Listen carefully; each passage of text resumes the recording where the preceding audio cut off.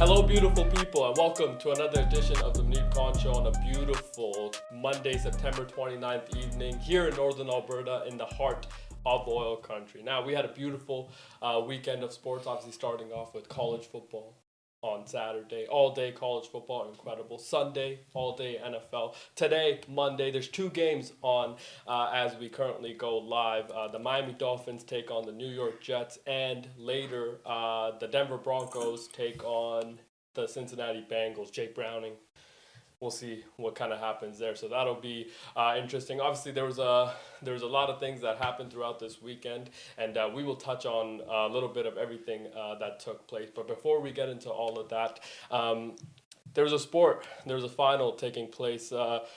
Really far away from where we are right now, and that was in the Asia Cup. That is actually cricket, and we were in a situation where India playing Pakistan for the third time in this tournament alone. This was the finals of this tournament. Now, um, it was obviously an interesting battle between the two countries we've been a part of, and this was something that took. Again, we were 0-2 going into this finals. None of the teams have played incredibly well leading up to this finals, but we thought that there was some glimmer of hope from the Pakistani side, and that glimmer was shut down very, very soon, and it was shut down in a brutal way. Now, this is a message to all of the Pakistan Cricket Board and everybody involved in that team.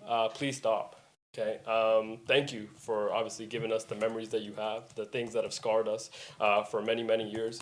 Um, the selectors, from coaches, from players, and everybody involved. Us as fans are tired. We're tired of every moment that we get to turn on the television to watch our beloved nation go out and play and continuously be disappointed in the results. Now, the results matter, yes, but they don't matter in terms of what we like to see in terms of participation and effort, because that is honestly what truly matters. Look, you can win and lose. That is what sports are, of course, and we cover all sports, and we've seen teams like the Chicago Bears be losing for 30 years.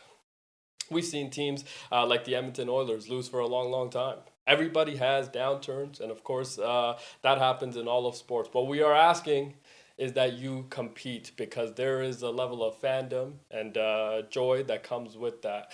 Sports are the only thing in the world where as fans, you put your happiness in somebody else's hands. And the Pakistani cricket team has taken our happiness and shat on them for a number of years. And this continues to happen. So thank you for your participation in this Asia Cup. We hope as fans we don't have to see the lot of you. That team that was brought to play in this tournament, every single one of you should be counting your lucky charms that you are still allowed back in the country, if I'm being honest. Because, again, this is a moment where it's hard, man. And this is a truthful thing. Like, it is incredibly hard to remain supportive for this long when you have constantly tried to take us away from the sport that we love. Pakistan only has one sport, right? So only sport that we have actually put time and money and resources and everything into. There are millions of kids every single day that only play cricket. And you are telling me that this is the best you can do in terms of talent? Give me a damn break. I can again. We've seen it for my entire life, my entire childhood as well. But at least before it was some sort of direction that we were taking. This is completely the opposite of that. This feels like a tragic loss of competitive spirit and all of the rest. Now, if you want to talk about why the trophy presentation and all that happening after the conversations that happened after the tournament, let that go. Okay, because as Pakistanis, if you won, you wouldn't even have to deal with that. So for you to have an opinion, that is again very, very absurd. Now, the other part I have is for ex-Pakistani players that make money and living off of commentating and shitting on our team continuously, because that is the only way that you can somehow make livelihood. Please stop. Leave the criticizing to us nobodies. And how about you, as an individual that's involved, do something about it, because clearly it's not getting any better. There is no direction to the team. And you constantly shitting on our team is not is not benefiting anybody. It hasn't benefited anybody ever. And you, of all people, should know, as an ex-cricketer, how that feels when your ex-peers or peers of yours are shitting on you constantly for your lack of performance. We lost again in another brutal fashion, and you know. It's upsetting, of course. It was a tough showing. And lastly, I just want to say to Haris Rofe, your bank accounts will be checked. And this is not to say that you were by any means, cheating or selling the country out, which has happened in the past. And for those people wondering why that's happened in the past, it happened in the past, and these people still have a platform. It's like you are lucky that you were not hung for treason. That is right. Look, I think it is a great privilege if you're from any country to wear your colors and play for your country. It's a national team. It's a lot of pressure, obviously, but it is a huge privilege to do that. And I feel like you guys have consistently taken that privilege for granted, and you have again broken our hearts. So thank you, and let's move on. Let's move on to something a little bit more joyful. Yesterday night, Sunday Night Football, incredible game. Sunday Night Football. In Jerry's world, the Packers play the Dallas Cowboys. Now, for the Packers, first 2 weeks, we were crowning them as one of the best teams in football. Maybe they were going to win the Lombardi Trophy. The road to the Lombardi Trophy was going to go through Green Bay. And guess what? The last 2 weeks, they've looked like two completely different teams. Against the Cleveland Browns, no offense. Couldn't get anything going. Defense, very good. Kept Joe Flacco off the field. But again, they lost that game to Cleveland after a late field goal block and some miscues and things like that. Yesterday, Sunday Night Football against Dallas in Jerry's world. Michael Parsons coming back to Dallas. All the storylines. Jerry Jones saying, hey, Micah, we can beat the fuck out of you again. And guess what? They couldn't. Because the game ended in a tie. And for us, NFL fans, we didn't love that. We want to see an outcome so then we know which team to shit on. Yes. We didn't love that. And now it did end in a tie, 40-40 tie, broke some historic things. We would like it to somehow come to an outcome, okay? If that means second OT. If that means keep going, if that means maybe take something from the footy world and do some sort of field goal shootout, maybe contest, and things like that, let's figure that out. A little golden goal action. Golden goal action. Right, just keep playing. Potentially. Keep playing until someone wins. I agree. Yeah, let's figure that out, though. Okay, because we would like an outcome. Now, the Packers yesterday, obviously, Jordan Love, incredible. Offense looked very good. Josh Jacobs looked very good. Guardian Cap, Romeo Dobbs loves touching paint. I mean, he had 6 catches, 3 touchdowns. Yeah. It's like he was very good at everything that he was doing. And Matthew Golden, I mean, sure hands. There was a lot of great plays that were happening. No pass rush, I felt like. So that was kind of interesting after everything that the Packers invested into that side. Now, the pass rush did come up big when it needed to, of course, but Micah Parsons was double-teamed. They had the running back check him. They had the tight ends block him. So there was a lot of different schemes and things that worked in their favor in that regard. But what about the secondary? I mean, George Pickens was able to run all over them. Ferguson was able to do a lot of different things. Kevontae Turpin was able to do a lot of things. And Javonte Williams, who, don't look now, might be Dallas Cowboys' best player, actually. RB1. Yeah, and he has been very, very effective. He's averaging 4 to 5 yards a carry. And I don't know about you, but that's really, really good. And they didn't have that last year, if you remember. So that is a huge bonus to them. And guess what? Dak Prescott. Maybe an MVP year for Dak Prescott. Dak Prescott looked very, very good. I mean, there were some clutch moments. And another thing, Brian Schottenheimer. Shout out to Shotty, I thought, called a hell of a game. Yeah. Matt Eberflus potentially should be in the hot seat already because that defense, I know we've talked about they lost a lot of pass rush and things like that, and I never bought into any of that because they didn't have a pass rush that worked last year either. They had one guy. So it's like Jerry Jones is thinking, well, guess what? We might have 6 of those guys. He doesn't have any, actually. But you know what he doesn't actually have? A defensive secondary. They lead the league in big plays. So it's like they've given up a lot of big plays to every team, it feels like. So I think you need to address that more than anything that we've seen in the pass rush department. But it is what it is. Let's meet the team. Coach, you had an interesting weekend. 0-4-1. It was your final record of all the teams that you were supporting. Coach Easy's here. Let's go, Coach. Coach, how was your Sunday Night Football watching another one of your teams not get the win? I mean, I hedged my bets, though. Yeah. I have Pickens on all 3 of my fantasy teams. Yeah. Boy, I was cooking. Yeah. I cooked everybody this weekend. 3-0 in fantasy, but... I was the recipient of one of those Yeah. as well. No CD Lamb, no problem. No. Look like George Pickens. We had CD Lamb and George Pickens. Yeah. Big playmaker. Fairly, yeah. Big play. That one catch. Absurd. Yeah, there was a few though that Even the one where he ran in for the TD, yeah, that was insane. Very good. He's going to the line, psych, turns around, goes to the other side, oh, dog, and then dives in for the TD. Yeah, insane. Very good.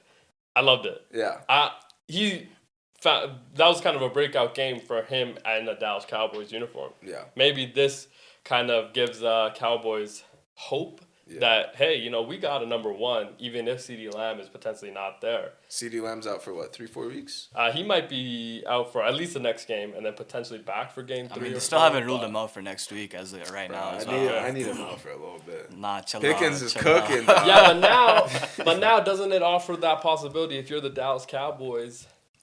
We saw what George Pickens is. He's gotten a good chemistry going with Dak, it looked like. Yeah.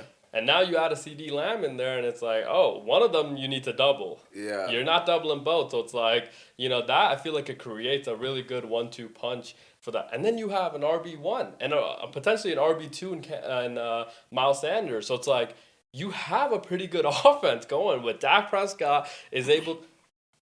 And I just want to say, sorry, gambling table is here. 1/2 of the gambling table at Nelly G. Nelly G, was that the best game we've seen Dak play?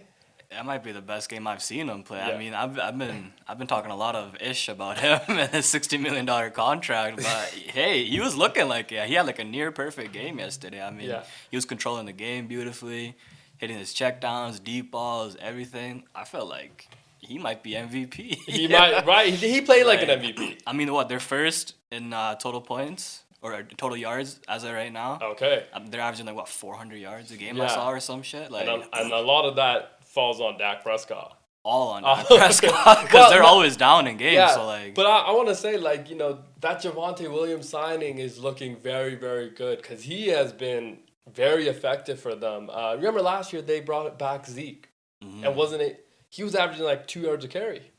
Now Javonte Williams, younger, obviously, but that dude is running through tackles, it looks like, a lot more often. So it's like that's taken a lot of the pressure off of Dak to continuously kind of do it himself. He's good at pass blocking too. I mean, right. So it's like, he might be one of their best. He might be their best player, honestly. He might be their best player right now. But Dak Prescott, man, it's just what?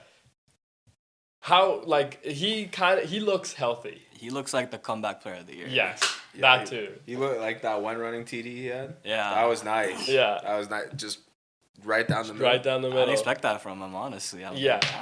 Yeah. Where'd you get this? Yeah, well, no, that's what I mean. It's like Dak, last 2-3 years, not been completely healthy. Remember the ankle completely snapping off?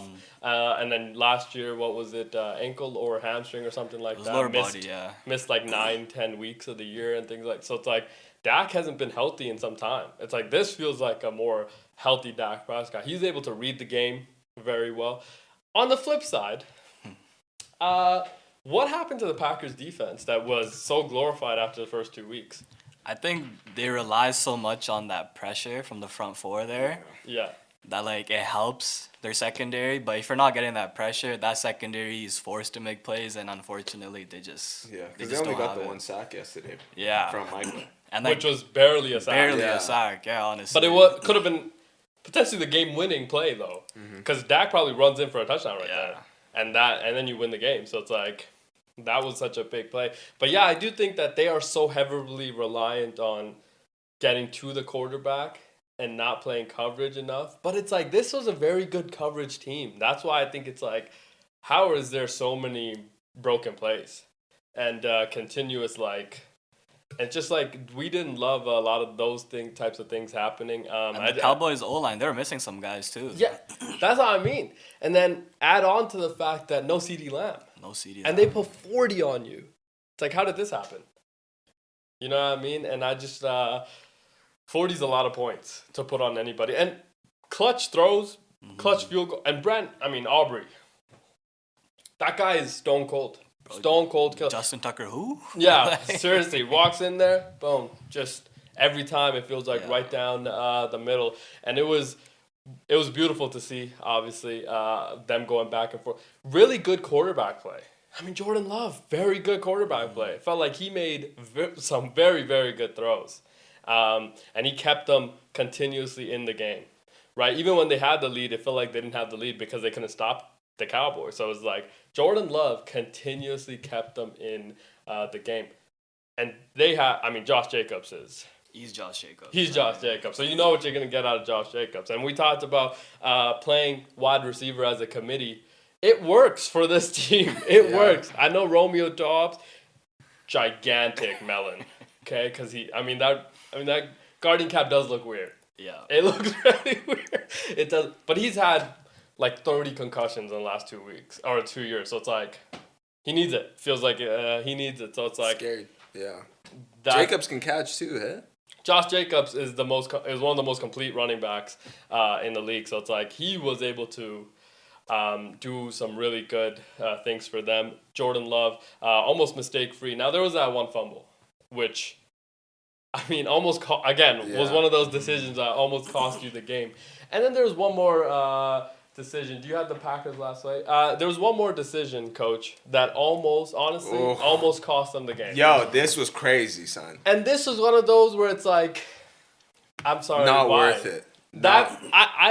Before we watch this, Ashley, I didn't think that it wasn't worth it. I think that you have to go try to win the game, okay? And they tried. So, because you remember, we came on here on Friday after witnessing Thursday Night Football, and it's like we saw two teams that were unwilling to actually try to win the game. So it's like, I like to see the team try to win the game. But the execution was so poor. And it was like the huddle, okay?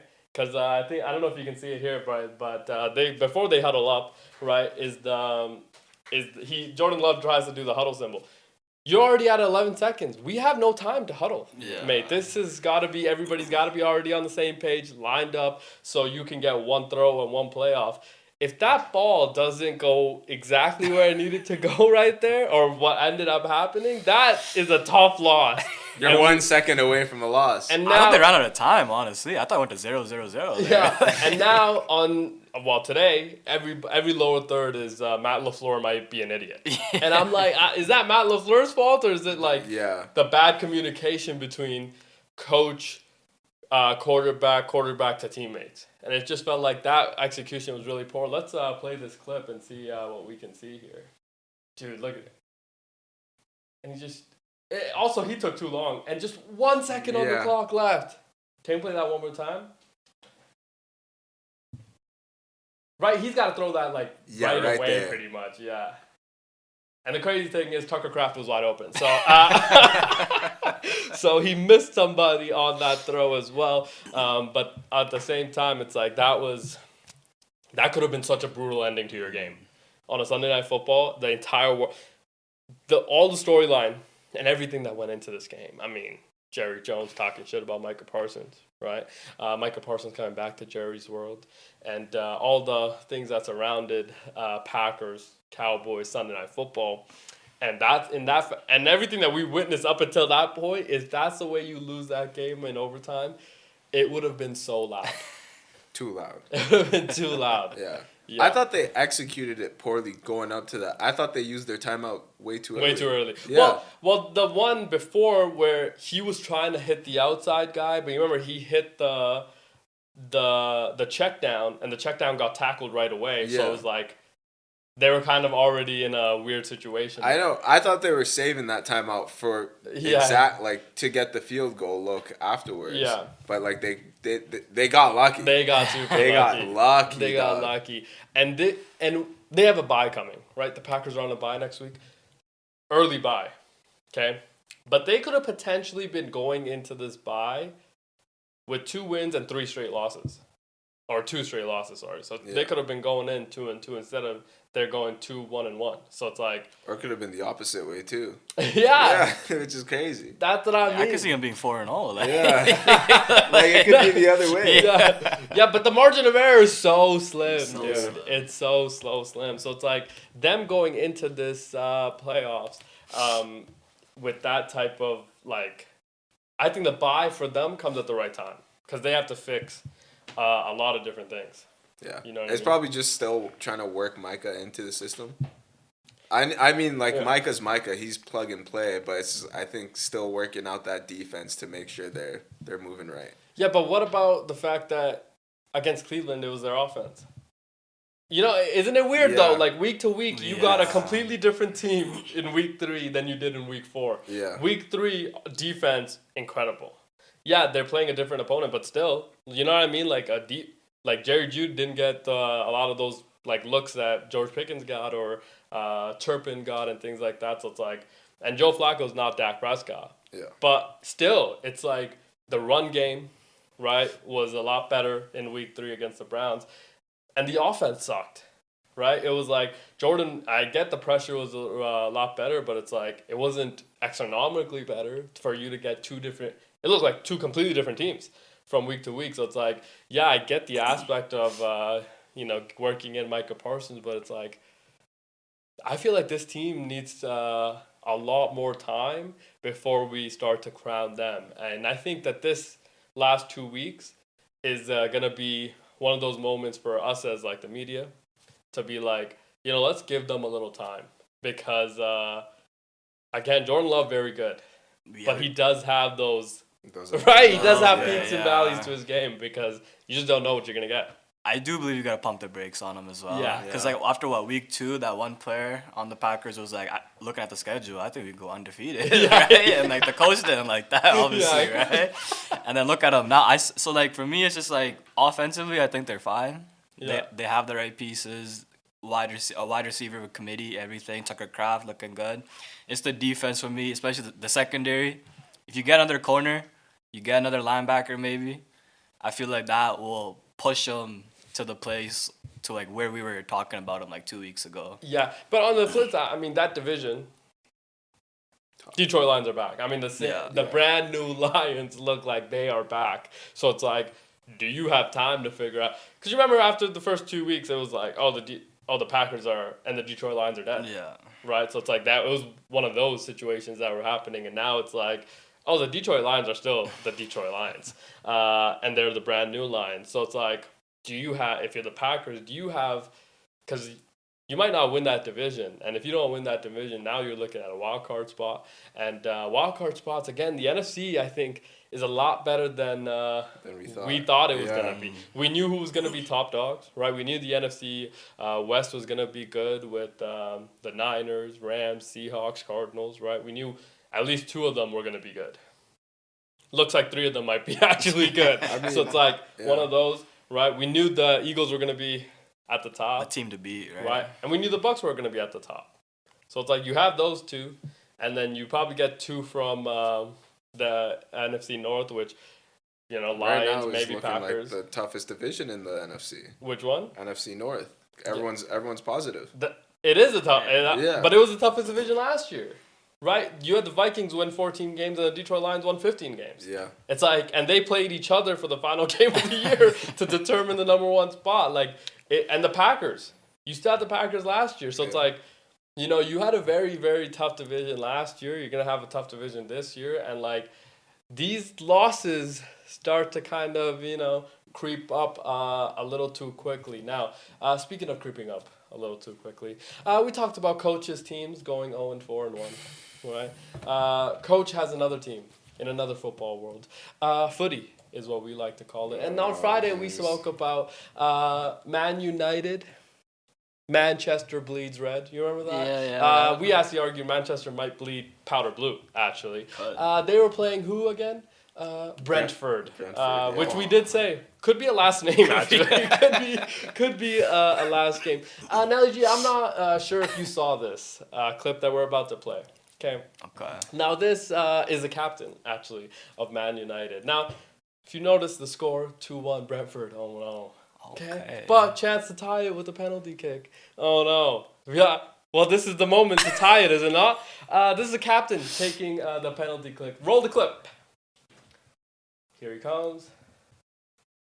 Sizing him up. Ooh. There he comes.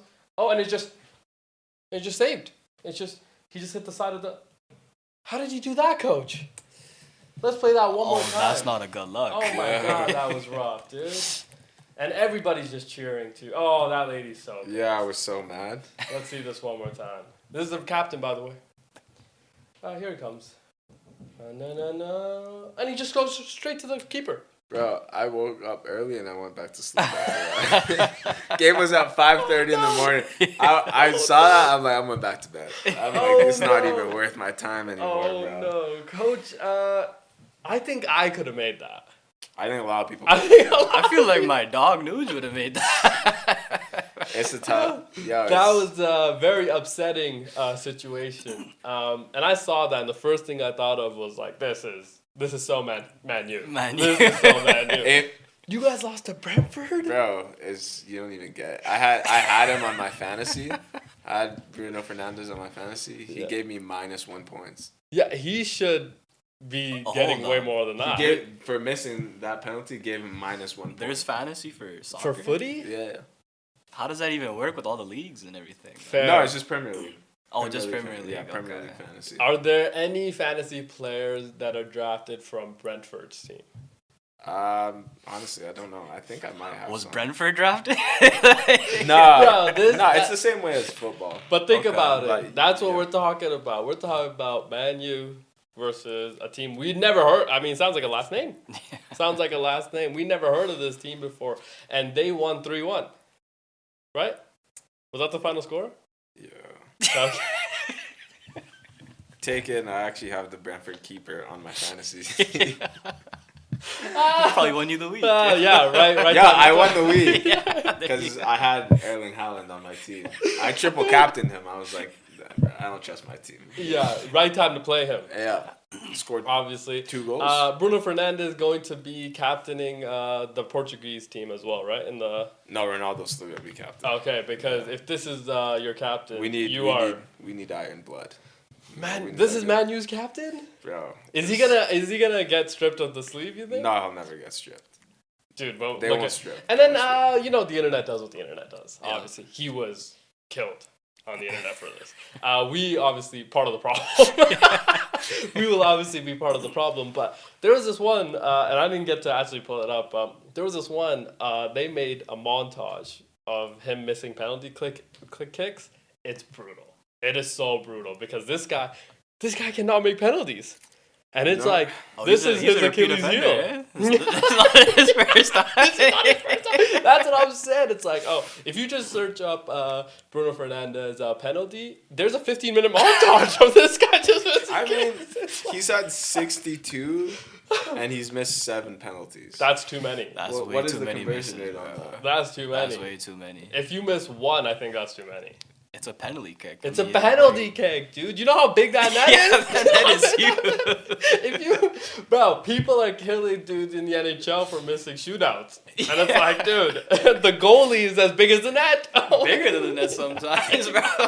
Yeah, and they can play. It's not good. It should be like 90. He's at like 90. It needs to be like 95. Yeah, easily 95. Yeah. That's a tough look. We'll probably revisit that actually a little bit later in the show. I feel like Coach is the one that uploaded that montage potentially after yesterday. Yeah, the internet very loud. They were there was this one clip of Man U fans very loud Man United fans. Passionate. They're passionate, yeah. Right?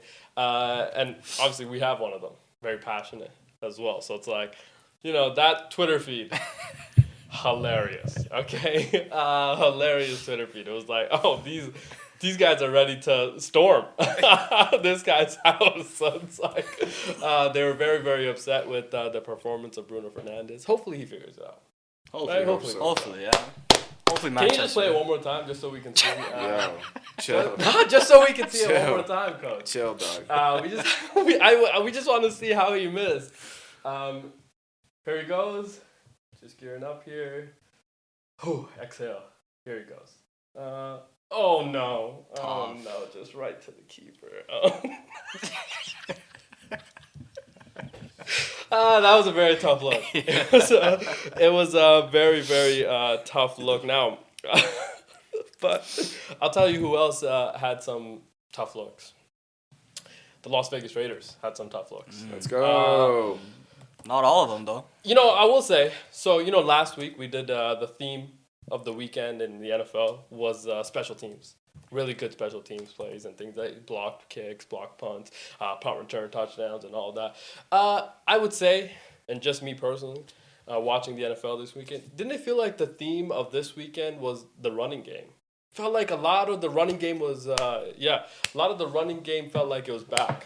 But, some really, really good runners were able to kind of dominate and have some really good performances. Even some rookies, too. Some rookies, right? Some rookies that we've been waiting for, frankly, Yes. I think. Especially you. Yeah, as a Raiders fan, we've been waiting for quite some time. We knew it was coming, right? But it was like, need to see it. We got to see it against the Chicago Bears yesterday. And You know why they're saying that happened?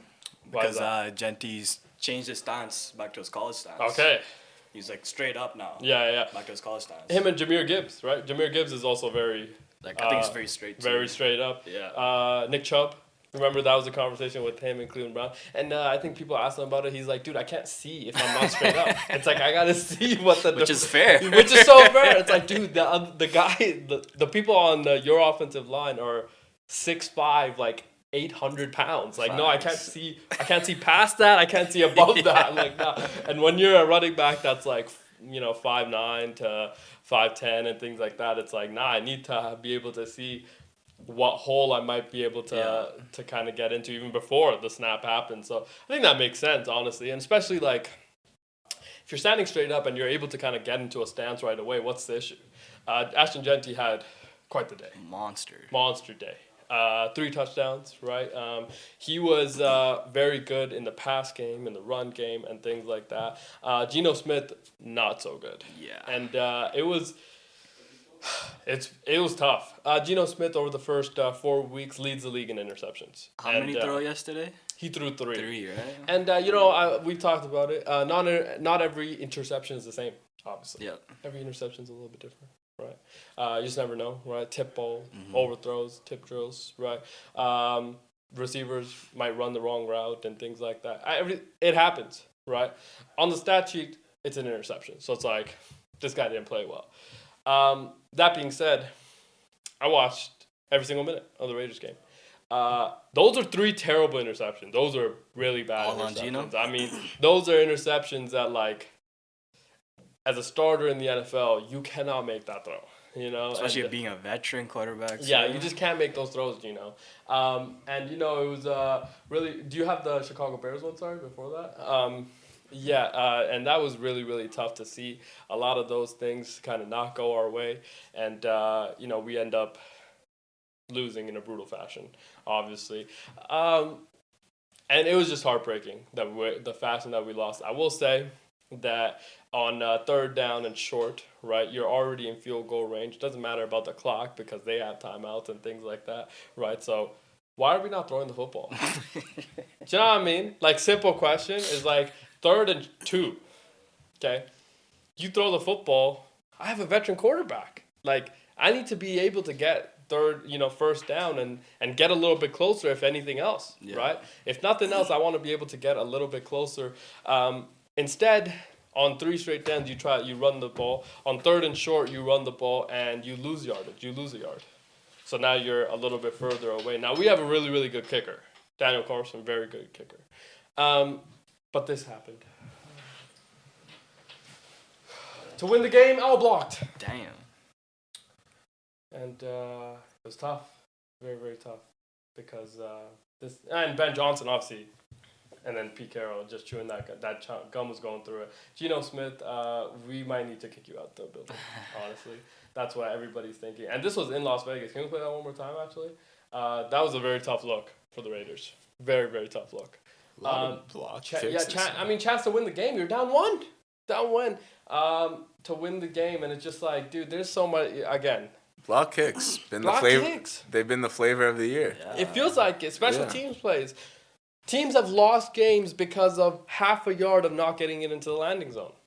A lot of people hate it. I love it because I think it keeps the game interesting. Every game, every play in the game is interesting. Punt returns. You've seen a lot more returns. You've seen a lot of punt returns go for touchdowns. Just yesterday, we had, I think, one for sure, Parker Washington for the Jags, if not two maybe as well. So it's like we've had a lot of special teams plays being made, and now it's come into the strategy of the game. This feels like one of those where, like, can't happen.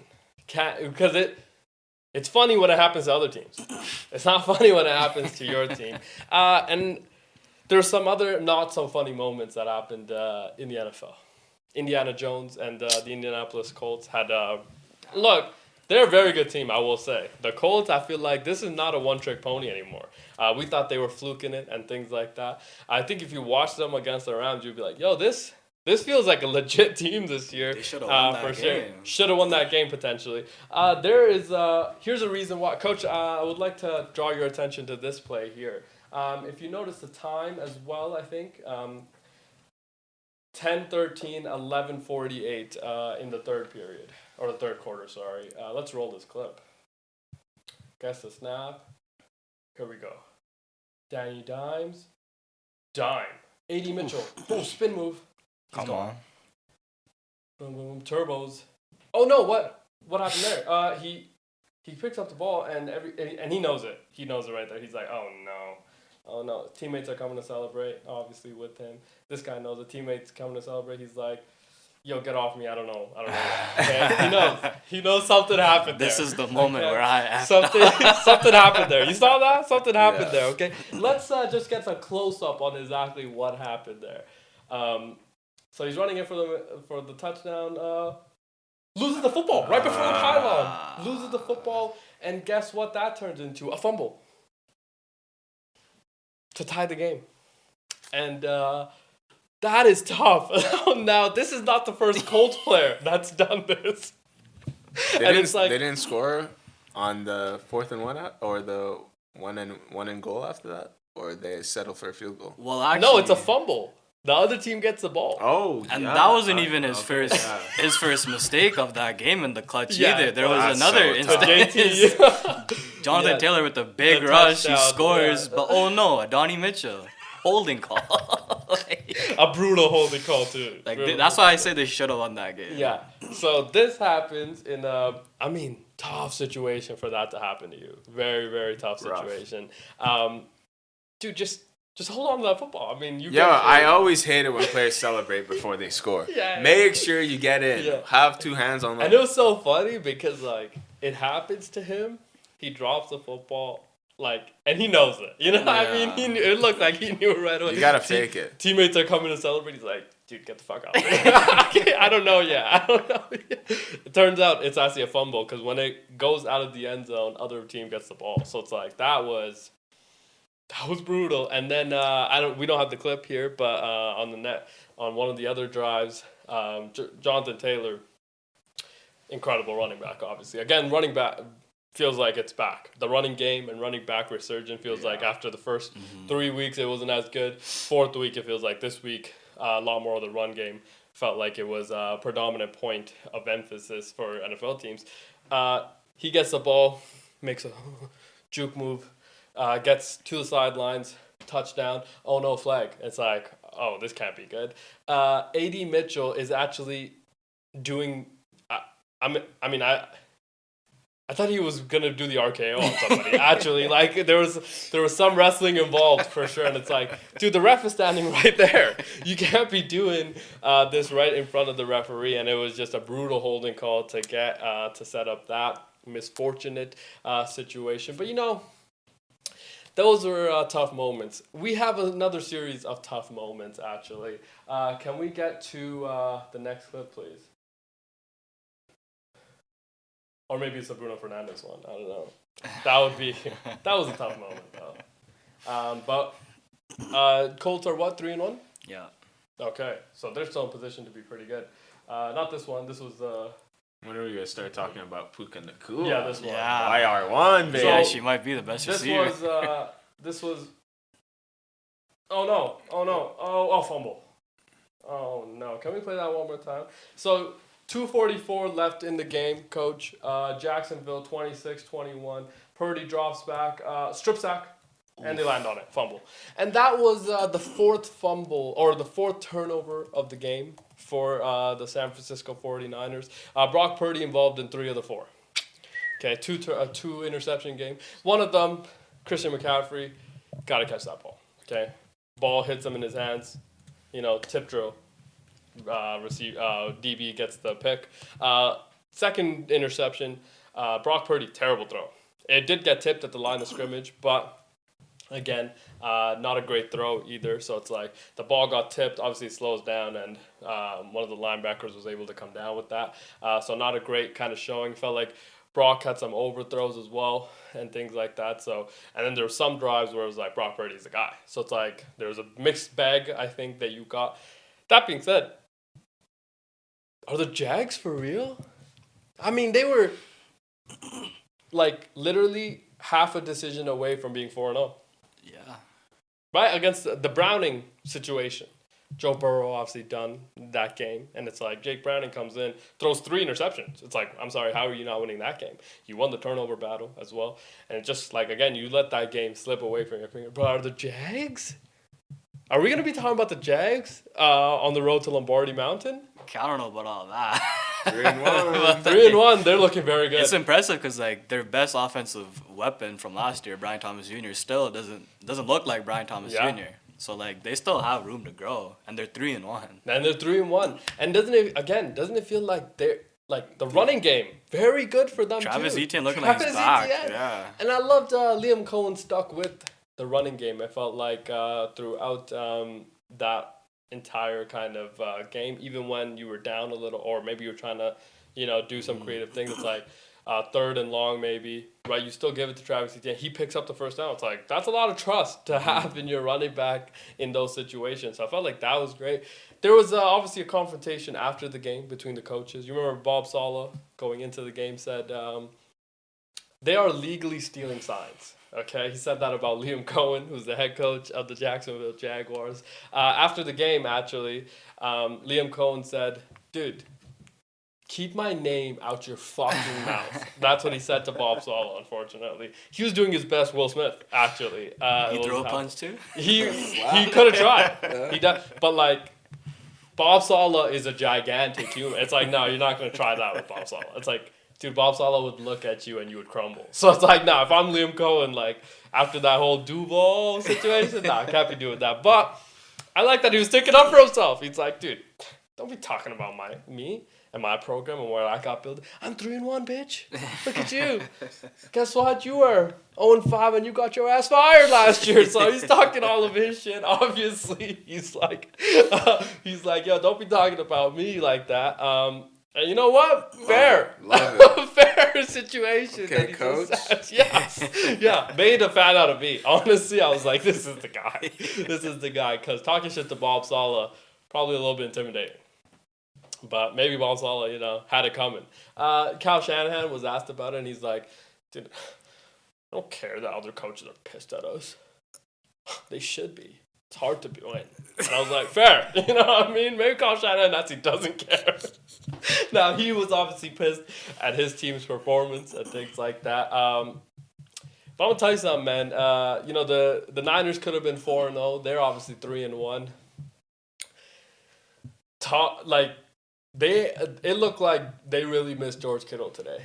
And I know we haven't quite talked about his impact on that, but it felt like because Ricky Pearsall has become YR1. So it's like he's still going to be very, very... Shit, McCaffrey's YR1, bro. Yeah. McCaffrey's yeah, YR1. it has to be. Yeah. It's like, how can we get this guy involved anymore? It's like that has become kind of the... 92 yards receiving? Holy hell. Like... Yeah, and he 1 TD? Dude, the guy's just so good. Yeah. And they, like, force-feed him. But I don't know how... I don't know how you can keep that going. Obviously, that's going to be... Everyone's getting hurt. I mean, Ricky got hurt yesterday. Yeah. Jennings. Rib. Did you see what happened there? So it's a 2-point conversion. They go for it on 2 points. Brock Purdy, again, incredibly good maneuvering in the pocket. Maneuvers the pocket, kind of throws a sky ball across his body. Jawan Jennings catches the ball. One guy on his left-hand side. The second guy comes right in his ribs. And I was like, that looks so painful right when it happened. I was like, oh, that is a tough moment. But, you know, like that, the injuries are not great for the Niners right now. I mean, but Ricky Pearsall feels like YR1. So it's like that at least is good, but no hope to get Brandon Ayuk back. Remember last year week, was it John Lynch said he's not close. Right? So it's like, holy shit, we might be without Brandon Ayuk, and then we don't have George Kittle. Oh no. And Pearsall is still nursing that injury too. No? And he came back, and he had this one grab. Oh my god, sweet grab, one handed, kind of spun off. Like Ricky Pearsall been very good, very reliable. Looks like a player, yeah. Yeah, very reliable for Brock Purdy. This is interesting team they got going on. Team of the Whites. Yeah, well, Team Whites are. They got McCaffrey. Yeah. Pearsall, Tuggs. Yeah. Purdy. Yeah, but they got a big black playing left tackle. Very good to have. Now, he didn't have a great game. They said this team could take my dog out. Yeah, Nick Bosa. Yeah. Type of team. Yeah. Now, all those players are potentially in the hospital also together. So it's like, this is not a great. Plus Purdy as well. Shanahan after the game yesterday saying, hey, Purdy's toe was acting up all game. Which means, like, why was he even playing? Like, well, had to, I think, because they were like, this is. Now, that being said, you turned the ball over 4 times, okay, if you're the Niners.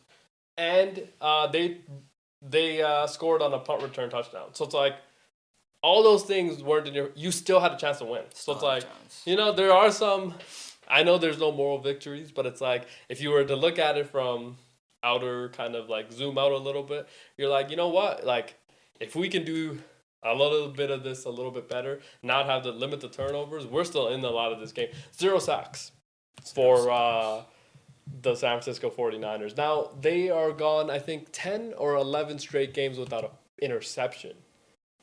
Okay, so that's not great either. So they are on pace to now they're on a short week as well, Thursday night football against the Rams, who had a great game. That's a rough one. Yeah. Is it in LA? In LA, yeah. Speaking of rough one, do you have the Bruno Fernandes clip one more time? Oh, yo, stop it, bro. The penalty kick. Stop it, bro. Let it go. No, it's just like, speaking of rough time, have to see what this guy was doing. Nelly G, here he goes. He's just warming up here. Bo Nix, touchdown. 1-2 touchdown. Rushing TD. Boom. Oh, stopped. Stopped at the... Cart's out. At the line. What was that for? I think someone on the Dolphins. Cart is out. Okay. No. Tough. Tyreek Hill. Oh. Tough. Yikes. Looking like an ankle or leg injury there. Oh, no. Speaking of injuries, Malik Neighbors. That was very tough. That was very, very hard. I didn't want to talk about ACL? that, bro. Torn ACL has been confirmed. Geez. He will miss the remainder of the year, which, you know what, man? Like, that was brutal. Now, MetLife gets another one. It has claimed a lot of people over the years. Obviously, MetLife Stadium, they changed the turf because of the complaints from all the players and the injury history that they have. ACL torns, I think, at MetLife, 5 of them in the last 4 years. And 4 of them being Giants players. So it's like, that hasn't been a good sign. Achilles, obviously, Aaron Rodgers 2 years ago at MetLife as well. A lot of tough injuries that in MetLife Stadium. That turf monster does get them quite a bit. Now, that was really, really tough, I thought. Honestly, Malik Neighbors, especially when you just went through tough year last year in your rookie year, right? Not figuring out the quarterback situation, also as a team itself. But you proved that you're the guy. You come into this year, and a lot of people and Giants fans have been crowning you as a top 3, top 5 wide receiver in football this year, right? Already in your second year, so it's like, you're the guy. And you go through the first 3 weeks, you had one really, really good game. Didn't have great week 1 game or week 3 game, but week 4 you come in with a new revitalized hope, quarterback change and all that, and just a tough way to kind of end your season and all that. And now you have to pretty much watch from the sideline of everything that happens with the Giants because they might be good. They might be good because Jackson Dart. Congrats to Jackson Dart. Got the job done. And congrats to Brian Dable as well because saved his job. Did you see how hard he was hugging him after? Have to. He's, yes! Yeah! My kids get to go to college. Let's go! I get to keep my job for one other week. Dude, He was pumped. He was pumped. He was so pumped. He's like, and have to be, because they beat the number one team that everybody thought, hey, they were gonna be kind of on their way as well. Undefeated at that Undefeated, point, 3-0 Chargers and everything that they had going. Now, I don't want to toot my own horn. I did pick the New York Football Giants to win that game, simply because I felt like new quarterback was gonna be a little bit more juice because everybody's gonna play a little bit harder. No film on him. Not enough film on him. Yeah, and it felt like they all played a little bit harder. And talking about no film, I want to give one piece of caution if you're the New York Giants. Design quarterback runs almost never end well. This is just a historic point of football and just the game that it's played.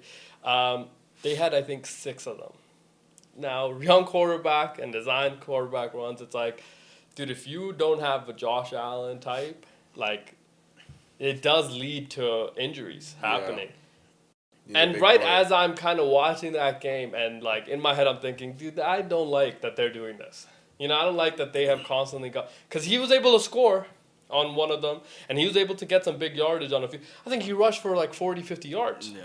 So he had to use his legs for a lot of those things, but it's like he left the game because of concussion protocol. So it's like, and he was able to come back and be good and play the rest of the game, but it's like, again, those are those hold your breath moments that, like, as a Giants fan, now that I've renewed hope in the team and the franchise as a fan, don't do that to a young quarterback. Just don't.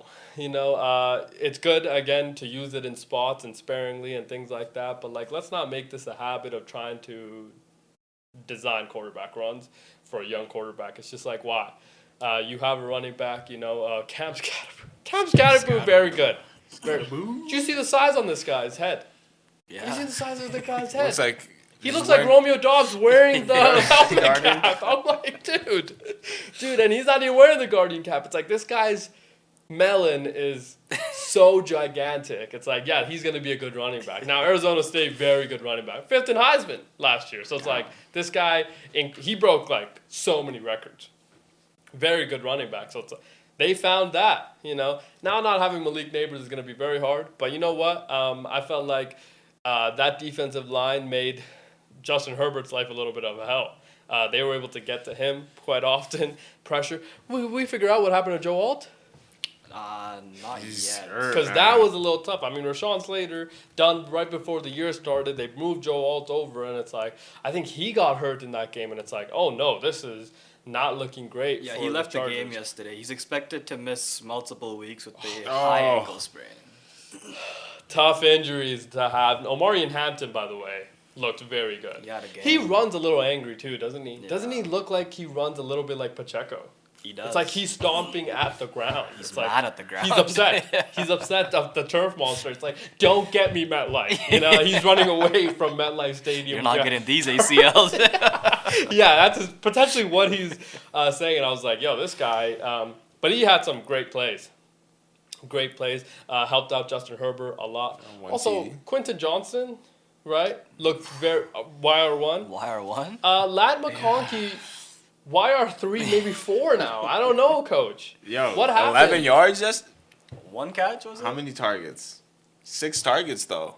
Yeah, but is he just not catching, or is it just Nah, bad throws? It's not even the throws of targets. I think it's just like last year he was very effective because he was able to like read the defense's zones and things and sit. You know what I mean? Yeah, Sit in the pocket, give Herbert like a lane and things like that. It's like, but he isn't winning man coverage this year. It feels like I think he was in bottom percentile of the league in wide receivers to win coverage snaps and things like that. And then hasn't been good in zone coverage reads. And Keenan Allen still very good at that. And Quentin Johnston, man coverage doesn't matter. He's been very good at the deep ball threat. He's been very good. So it's very good that you still have Lad McConkey. So I'm not saying that. It's just wow, I thought he would be a lot more involved. They're giving me like Buffalo Bills vibes as every receiver, whoever's open, the quarterback's is gonna hit him. You know what I mean? They don't have a true number one, so to say. This season, it seems like it's been Quentin Johnston though. It's been 4 games now that he's been going off. Yeah, that's what I mean, this is his relationship with Justin Herbert as well. It feels like this is his 3rd year in the league. Remember, the first 2 years, not good. First year, rookie year with Keenan Allen. Keenan's telling him, what it looks like to be a pro. Keenan obviously goes to Chicago last year, teaches Rome Odunze what it looks like to be a pro. Then he comes back to the Chargers, spends most of the offseason with Quentin Johnston. It's dude, you've got it. Now we got to be able to secure the football. Because his problem last year was the drops, right? Yeah. Quentin. First 2 years, technically, right? Yeah. It's about the drops and things like that. And this year, it feels like he's been able to hang on. And, that play at the end of the second quarter, right, with, 20 seconds to go to win against 2 people. What a perfect throw as well by Justin Herbert. And it's Quentin Johnston, for you to get that touchdown, it's that's such a huge momentum-building play going into halftime. But, again, tough way to lose that game. Now there are some other injuries that we should probably get to as well.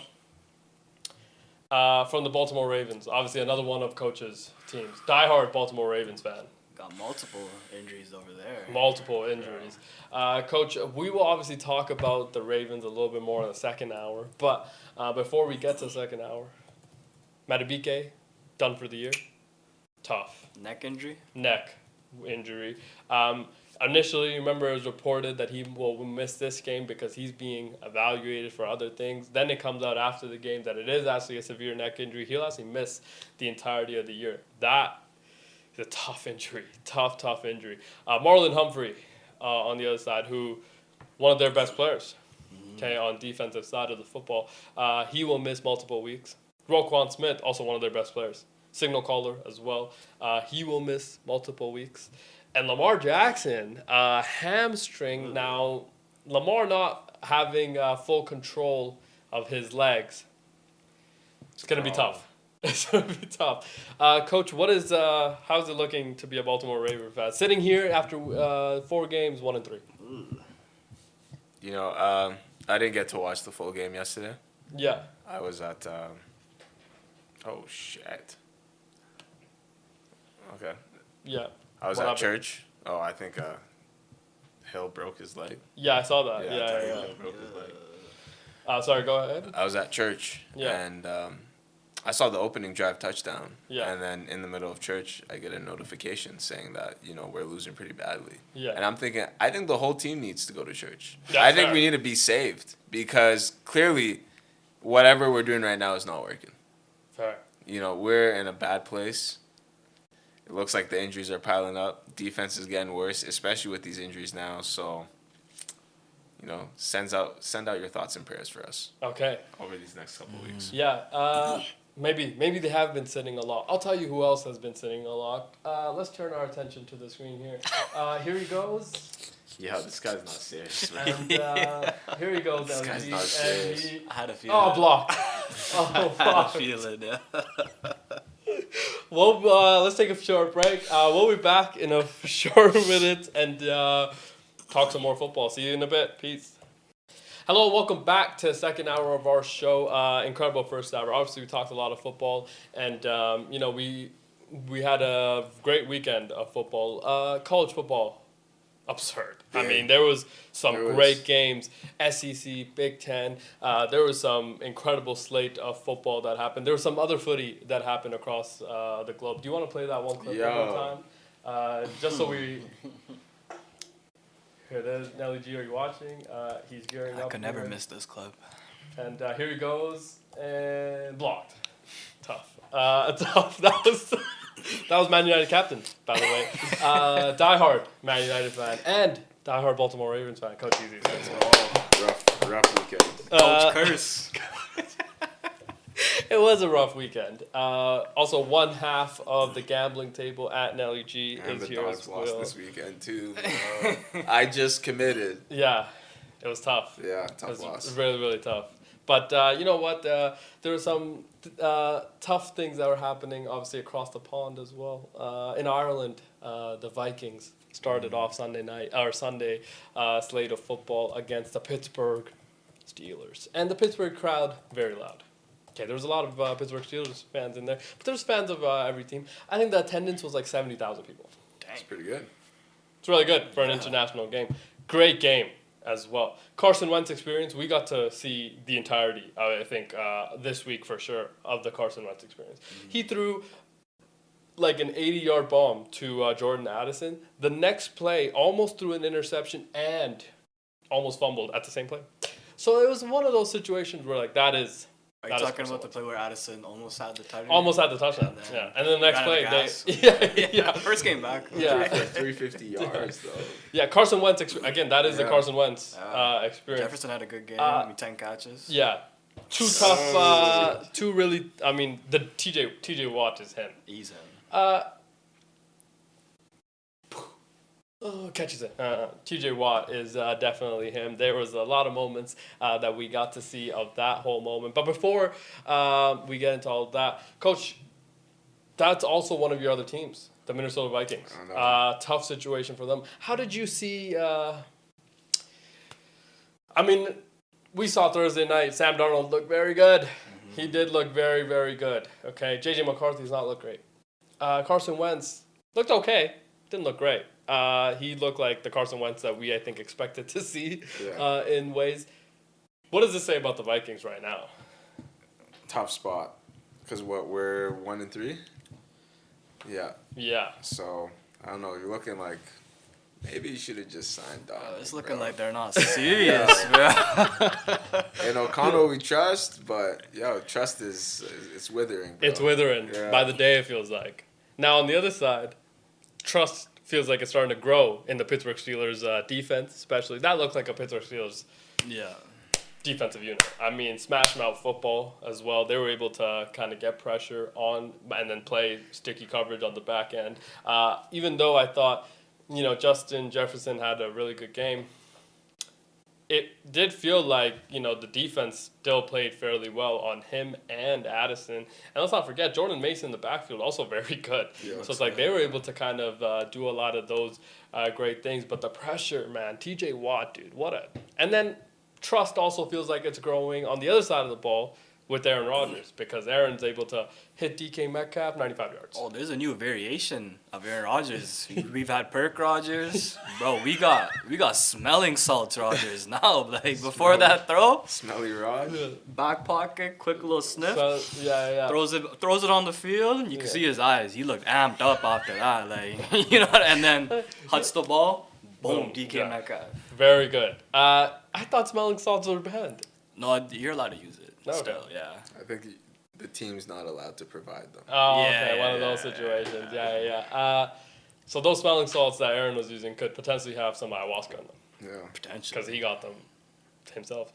Nice of him to take that to Ireland. They needed that. I think they needed. He probably got the ones from there. yeah, potentially with some Guinness. Yeah. Maybe in that as well. But, Aaron, I thought, played... And then DK Metcalf, I think, did a lot of the things that they brought him in to Pittsburgh to do. So it was like, okay, they were able to institute some of that. They were without their wide receiver one and Jalen Warren. There you go. But, Jalen Warren, who did step... Kenny Gainwell, I thought played a beautiful game as well. So it's like, if the offensive line did what it's supposed to do, and it's like, if we get this type of play out of... We're in business right now. And it's like, Pittsburgh Steelers looked really good. And they're also playing in the same division as, that's the Baltimore Ravens. Which it's like now all the hope that was around the Baltimore Ravens potentially is also starting to wither away slowly and slowly. But we assume that the Ravens are going to fit, right? You still have hope? I mean, there's still the Bengals in there. They're probably going to lose tonight, so we'll creep up slowly. Well, Bengals and Browns, I think you can just wipe them away. Yeah. I think the real competition is Pittsburgh. It all depends on if Lamar stays healthy. If he is able to come back from his hamstring, then we'll be fine. A healthy Lamar led you to 1-3, Coach, to start the year. Tough competition. Yeah, very tough competition. Now, those 3 losses that you did have are against teams that we think are going to be very good. I mean, the Buffalo Bills, very good. They beat the shite out of the New Orleans Saints. Even though the Saints, were underdogs by 15.5. So they did cover. They covered, right? So they did cover. So it's like, they didn't, shout out. Okay? But the Bills, very good team. Yeah. Detroit Lions. Very good. Very good team, right? They might be there at the end as well. Yeah. And feels like the Chiefs are still the Chiefs. Hey man, okay? You guys asked me what's my what's it called? Panic level? What's that? I said 4. Yeah. Looks like I was bang on. Yes, because X is back. X is back. And we said when X comes back, they're a very different team. They still got more reinforcements coming. Yeah, that is true. Wide receiver 1, Rice, coming back soon. Yeah. But it did feel like, again, if they had lost yesterday, conversation very different. Oh, yeah. Yeah. They would have been at like a 7-8 at that point. Yeah. That's what the Ravens are at right now for me. Again, I also think, like, division, if you look at the AFC West, right, Chargers look good. Broncos have been competitive in every game. They could also go on a run a little bit later. Raiders, let's just throw them away now, because I don't think that very safe to say. Yeah. I think that they are not in the same realm. But I'm saying, like, if you look, whereas the AFC North, right, you have the Steelers, and then like the other 2 teams are kind of lame ducks now, without Joe Burrow, and obviously the Browns are the Browns. Yeah. Okay, so it's like that's why I think the panic level for us was a little bit higher, because it's like, can you fall in that division that much and still be able to recover? Now, X coming back is huge. I mean, dude, Coach, you will know this better than obviously all of us. There is no substitution for speed. No. Obviously, and he got drafted because he can clear one side of the field. I mean, that is like one of the most ultimate hacks. And then Coach Red loves to do the little end around, right, with speedy receivers and things. Remember, he was doing it with Mecole Hardman a few years ago. He's done it with Tyreek Hill in the past. And then he got X to do it last year, and now this year. He does that rush thing, he gets 35 yards. It's like, okay, this is, again, one of those, like, another one of those crazy hacks to have back. They got Hollywood Brown, too. Pretty fast player. Juju was able to score and get some points. And then I thought Travis looked a lot better against the Baltimore Ravens. And it's like, oh, the Chiefs are... They're still the Chiefs. And let's not forget, Pat Mahomes looked like... And I know, everybody's going to say, like, he's the best quarterback in football and all this. But, like... He elevates a lot of his players and things like that. But it's like, again, there's no substitution for speed. And like once you have somebody that can just kind of beat coverage, now everybody else can kind of work the underneath routes and things like that. And I felt like that having that back is just such a huge factor into them like winning and things like that. And did they potentially win by that much though? I don't know if that was on the bingo card. No. Okay, because the Ravens, before Lamar Jackson's injury, they were down 17. Okay, it was 27-10. So it's like, let's not blame the injury for a lot of the things that we saw. Because remember, what did we say through the first 3 games? The Chiefs' defense is still the Chiefs' defense. Okay, that is a championship level defense. Steve Spagnuolo, Hall of Famer. Okay, he's gonna have that defense prepared. Number 95 still on that side. Okay, so it's like, that's gonna be. He almost didn't play actually, right? And again, and he's still and he's very effective at what he does. Like you have to double him if you single cover Chris Jones, you will lose that down.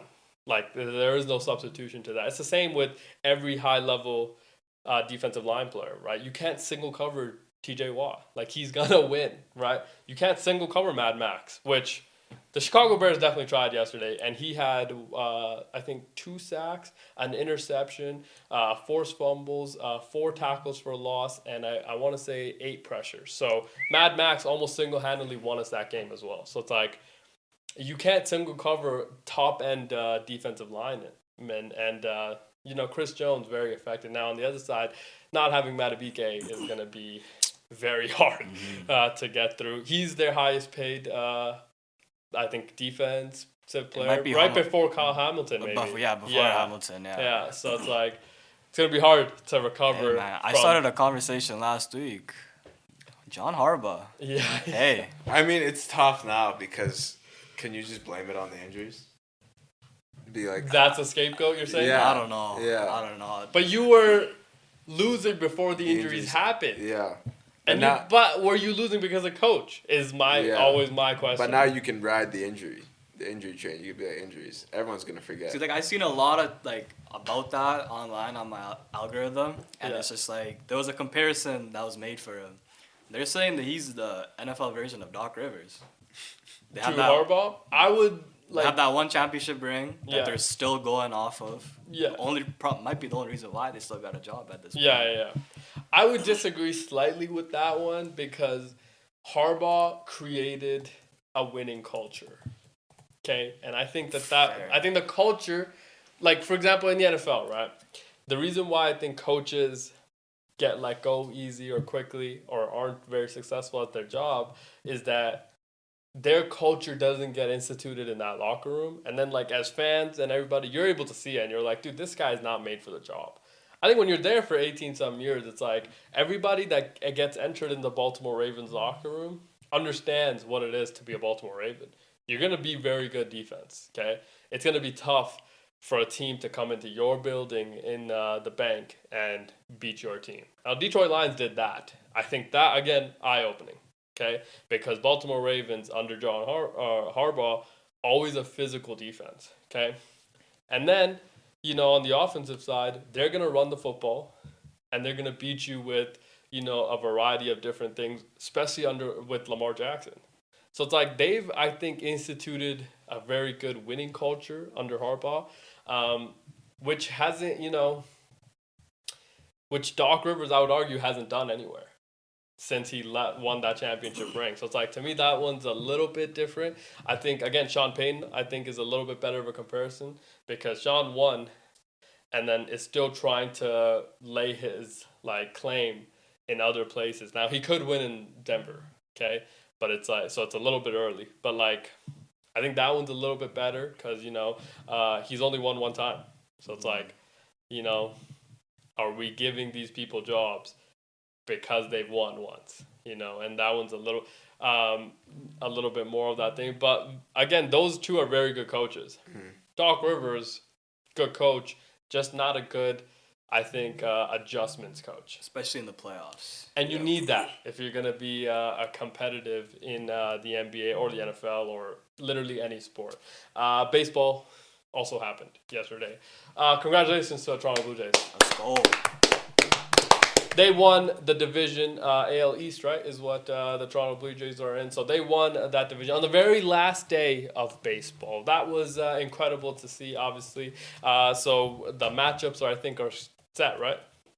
The matchups are set for the playoffs and things like that. How about the fact that there were some teams that are very, very disappointed that they didn't make the playoffs? Very disappointed. I would say the New York Mets, I think, are the first team that come to mind. Coach, they had historic performances from Juan Soto. If you remember, they paid him like $1 billion freaking dollars. Yeah. Okay? Do you remember that? No, the whole conversation. Yeah. They paid him $1 billion to come play. They had historic performances from Pete Alonso, Polar Bear, Francis Lindor, Brandon Nimmo as well. And, Coach, they still missed out on the playoffs.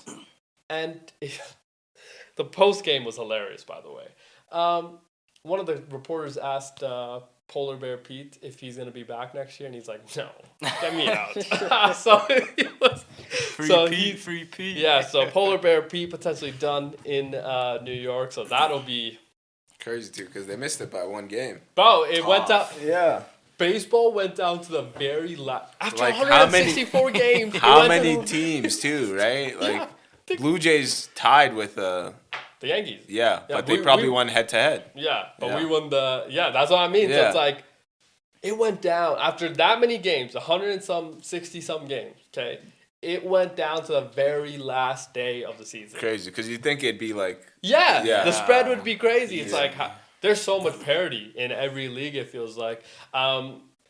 And, you know, like, there was some other teams that, I mean, the Guardians made it. Congratulations to the Cleveland Guardians. They made it on the very last day. They actually play it tomorrow. We got wild card games tomorrow. We got 4 games tomorrow. Okay. What are the games?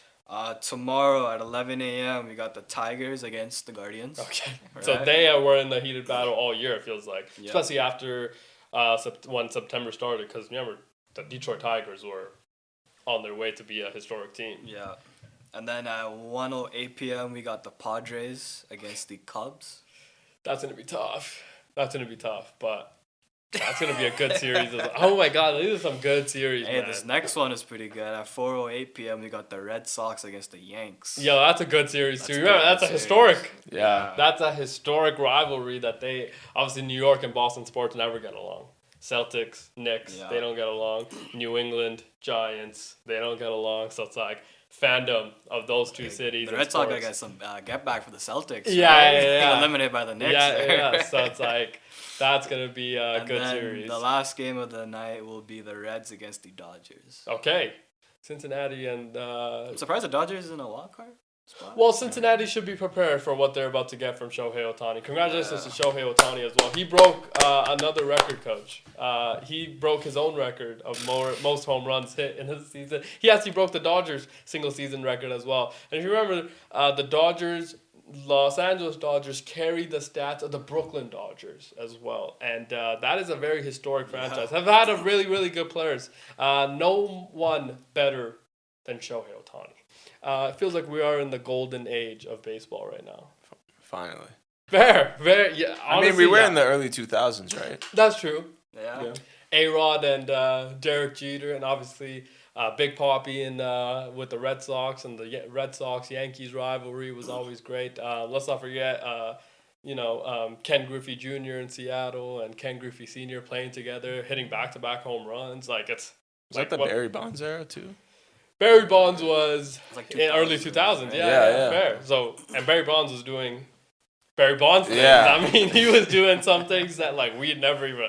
It's like, dude, this guy is so juiced. But we love it, right? Bring it back. Bring back the steroids. Right? Isn't that... Bro, Yeah. if there's one sport that I think would benefit from a little bit of juice, it would be baseball. Yeah. Okay? Because could you imagine Aaron Judge... with a little bit of juice, boom, dude. The moment the ball bats makes, would break all the time. But the moment the ball makes contact, it's gone. Yeah, it's gone 800 feet. And then when he's playing center field or right field, could you imagine catches the ball and just has a straight cannon? That would be incredible. Okay. Imagine Ohtani, he's already breaking records. That's true. That's true. Well, Barry Bonds has this very famous quote. He talks about how, baseball's not that hard because the catcher catches the ball every single time. And he's like, I just changed the object. Okay. It's kind of cool, right? Because he's like, bro, the catcher never misses the pitch, right? And I just took the catcher's glove and I made it my bat.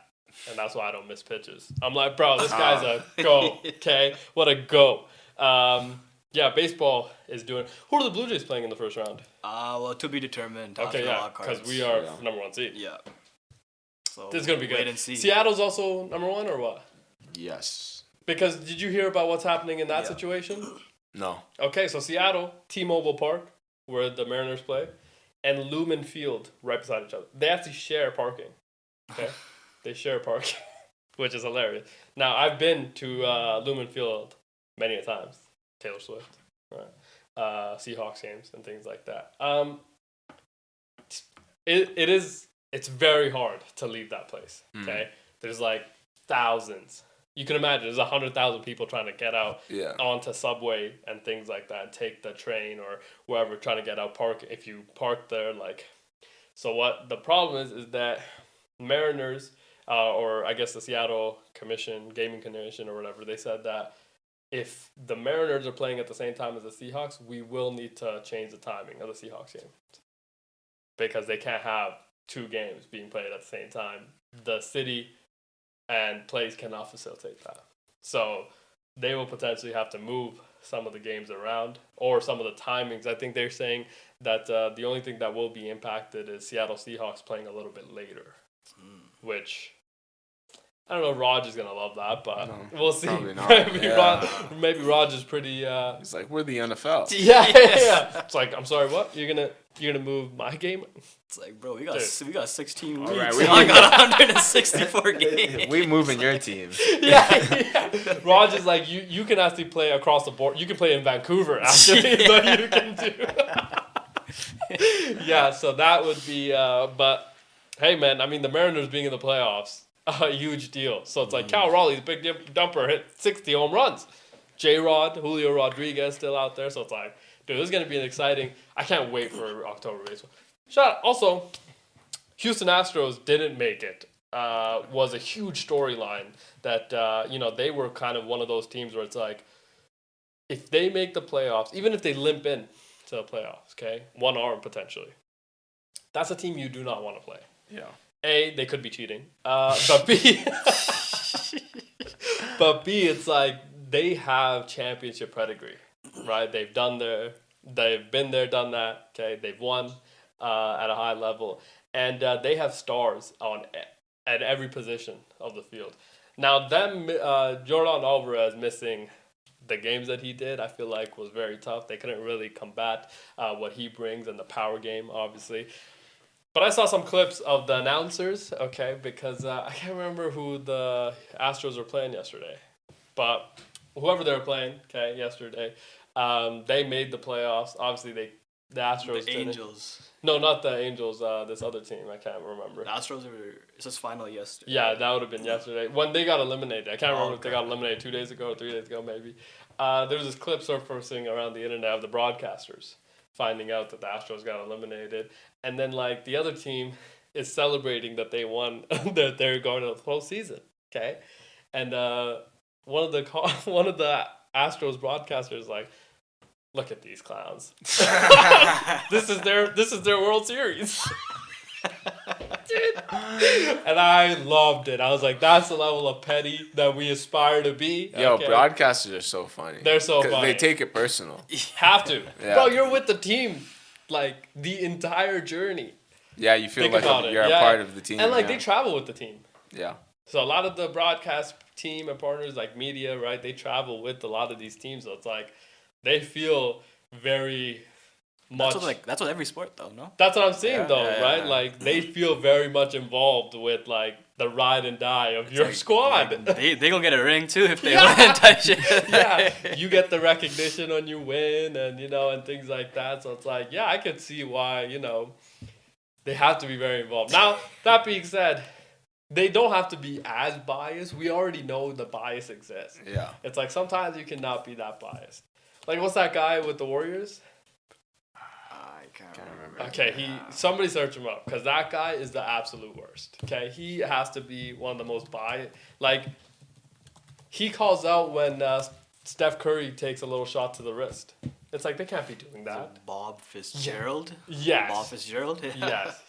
That guy is, he should not be allowed, okay? He should not be. Now, the other guy that they hired with Bob now. Is it Tom Tolbert? Or Tim Roy. The black guy. Is there a black guy? No, there is not. Okay. From what I'm looking at now. I don't know. Del Curry, potentially? No. Is it Karith? Yeah, I don't know. Or Kylan. I don't know Mills. what his name is, but I've seen him on a lot of the broadcasts. I'm like, yeah, this guy also too biased, okay? I really like the guy that Bob had with him before. He went back to radio, though. So that was a little bit tough to overcome. But, yeah, October baseball going to be extremely fun. The Blue Jays will be playing on the 4th. Okay. October 4th. So, sorry, who's playing tomorrow that we are going to be tuned in for? Probably the Yankees and Red Sox. Probably the Yanks and Red Sox, and then the Tigers, Guardians, because I think they're AL, right? Yeah. And the East. So then I don't know who the Blue Jays will play, I honestly. I really like the Padres matchup as well, actually. Against the Cubs? Yeah, because the Padres they're the Padres, right? So very good team. Obviously, Nino, Fernando Tatis Jr., and Manny Machado, right? Let's not forget Manny Machado on that side as well. So it's like they're a very, very good team, but always lose to the Dodgers. So it's like, can they win against this team and then potentially face the Dodgers and then maybe lose again? Or this is the time you overcome the Los Angeles Dodgers and beat them for the first time in the postseason, especially during the Manny Machado era. It's like, dude, they lost them like 3 straight times. It's like, dude, we can't. They're the LA Kings, so the Edmonton Oilers. Yeah, similar, but also very heated rivalry. I mean, it's like 2 hours away. Oh, damn. It's like the Edmonton Calgary kind wow. of situation. That's it's crazy. like, yeah, and like the Dodgers do treat the Padres like little brother. Little bro. So it's like, dude, the Padres have invested literally everything to beat the Dodgers. They've made a team to beat the Dodgers for the last 3-4 years, and then the Dodgers add a Shohei Ohtani. It's like, I'm sorry, what? Yeah. What are you gonna do? Yeah, what are you gonna do? What are you gonna do? We have Magic Johnson. Who do you have? The right type of AIDS. Let's go back to the wrong type of AIDS, and that would be the clip of Bruno Fernandes. Let's just see that one one more time. Are you ready? Okay. Here we go. Nelly G, if you're watching. Yeah. Here he goes. Blocked.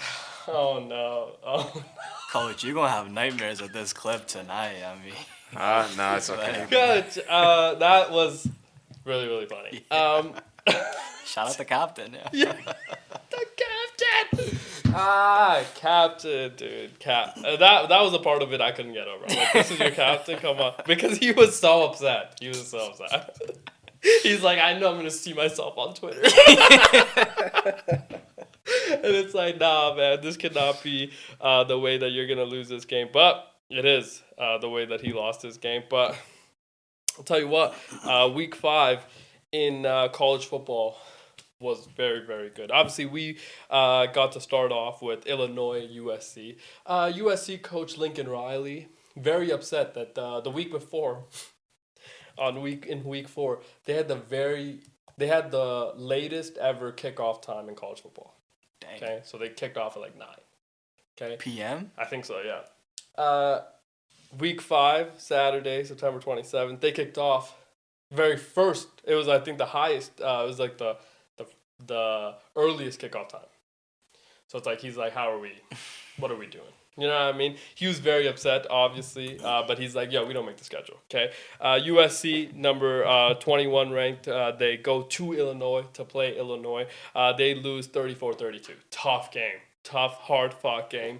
Not great for the USC program, but you know what? They'll be okay. That Illinois team, very, very good. So it's like, not the worst loss to have. Now, Notre Dame, which is the number 22nd ranked team, they go into Arkansas, the Razorbacks, on the road, and they beat the dog. They beat the Razorback out of the Razorbacks. Oh, they beat the bricks off. 56-13. And guess what happened after that game? Coach got let go. Coach. I mean, he's been on the hot seat since last year. That's true, but they said, you get the fuck out, okay? Is pretty much what they said to him in that meeting. So he is no longer the coach. What's his name, sorry? I'm forgetting his name. Bobby Pertino? Bobby Pertino, I think. Yeah. So he is no longer the coach at Arkansas. Now, Arkansas, predominant program. Okay, they want to be good. They know they get Southern recruits out to Arkansas, so it's like them not being big donors. Yeah, Jerry. That's what I mean. Jerry's and money. they got big donors as well, so it's like them not being good. It's like for a while now they are very upset. Okay, so they had to let go of the coach there. That was kind of interesting. Ohio State across. Felt like the planet, obviously. They go to Washington to play them. Tough game for Ohio State. Very tough game. They had some moments there that it was like, potentially this might get a little scary. They end up winning 24-6. So actually, if you look at the final score, not that scary. But I'm going to tell you what, Jeremiah Smith, dog. I mean, after his first year in college football, they said he could have been the number 1 guy, okay, in the NFL. So it's like, cannot wait for him to get to the NFL. He is actually the nephew of Geno Smith. So there is a little bit of Jeremiah Smith actually still the number one ranked wide receiver and potentially player in college football right now. And he's only in his second year. So it's like this guy, very, very good. That game was in Washington? That game was in Washington. That's what I'm saying. Ohio State traveling pretty much across the planet, it feels like. I've seen they had like a 22-game home winning streak as well. Snapped. Damn. Tough. But, you're going to play Ohio State. It's going to be, I feel, they're the number one team. It's going to be tough to kind of, have the same metric when you play that team. Now, LSU, Ole Miss, I thought was one of the games of the day. LSU goes into Ole Miss. And Ole Miss with those sweet, sweet powder blue uniform. I mean, that powder blue uniform looks so good. Lane Kiffin, obviously trolling Whit Weeks, who's dating his daughter, Landry. Yeah. Kiffin, she was obviously posting before, the game and things like got that. the dub.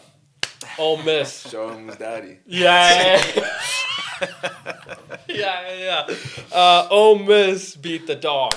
Actually, not really. Okay, they won 24-19. Now, I will say, Garrett Nussmeier, who was supposed to be the number one guy, hasn't looked the part, Coach. Did not look like that guy. Lots of bad throws, man. A lot of bad throws. Bad decisions. Yeah. He's got to clean up. He's got to clean a lot of the game management and plan up, I feel like. Like, they're probably going to get knocked down a couple. Yeah, so LSU number 4th ranked, Ole Miss number 13. Ole Miss looked very good, it felt like, in a lot of those moments and a lot of, situations and things like that. So it's like, I think Ole Miss is going to have to crack the top 10.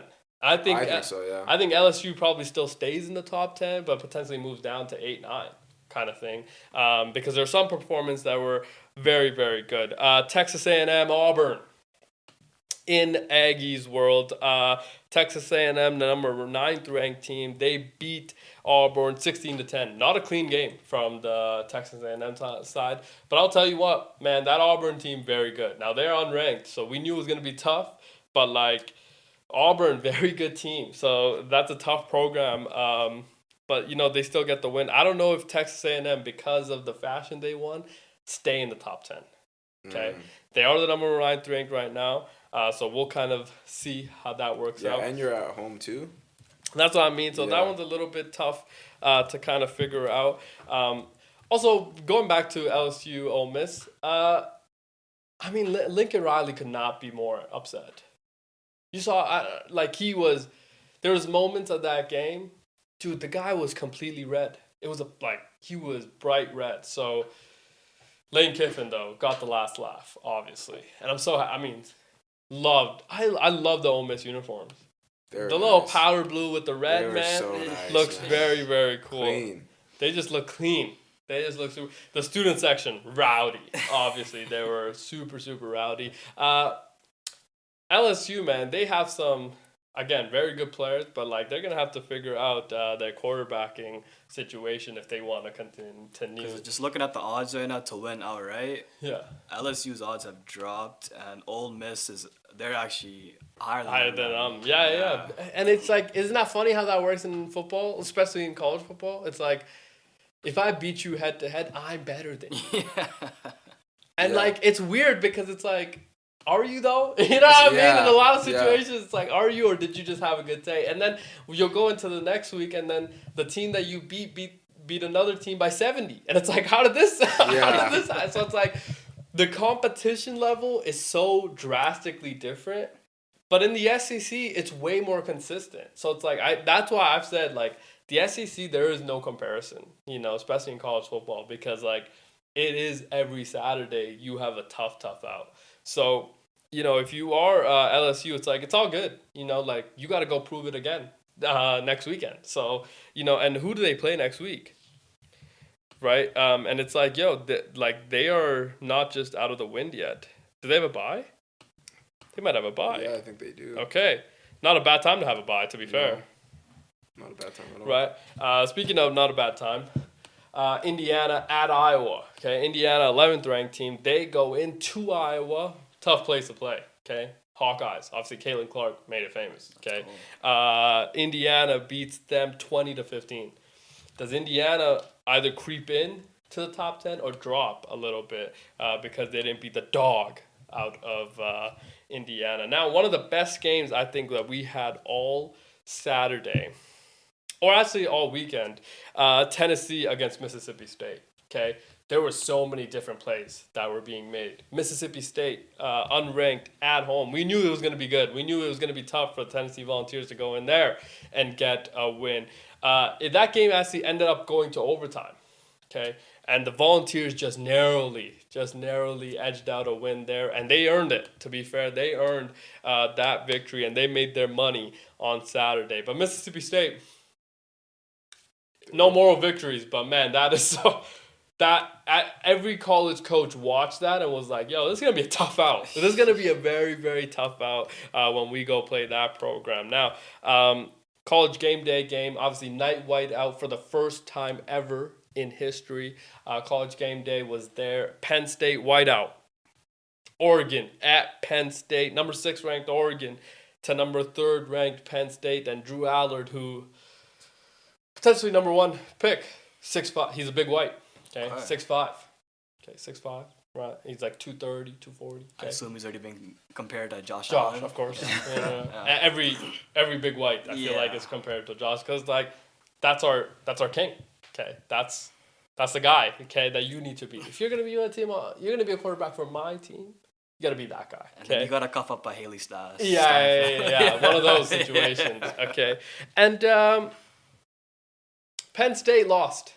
In double overtime, to Oregon, which, dude, what a game. That was the best game. That was one of the best things I've seen in college football in a long time. Oregon at Penn State. Oregon wins 30-24. It was loud in there, man. Bro, that whiteout crowd. Like, loud. It was, I think there was a recorded 108,000 people in attendance. Insane. Dude, to win away when you're Oregon? And all white. Oregon goes in there. Okay, in that crowd, silent count. The entire night they're on silent count because they could not hear themselves. Okay, the quarterback literally has to go explain to every single player on the offense to what to do because they could not hear him. They still win. That easily moves you top 3. If right? You're Oregon, yeah, no, to. I think Oregon has to win, go move up to number 2, man. Yeah. Right. I think Ohio State staple at number 1. But I think Oregon, you got to move up to 2 because that atmosphere. Again, this is the first time ever in the history of Penn State they got a night whiteout game. Remember, it's always noon. Yeah. It's always big noon kickoff, right? They're always in the noon period of the whiteout game. This was the first ever nighttime whiteout game, and it's like, dude, the camera pan of the white. I mean, every single person wearing the whiteout shirt.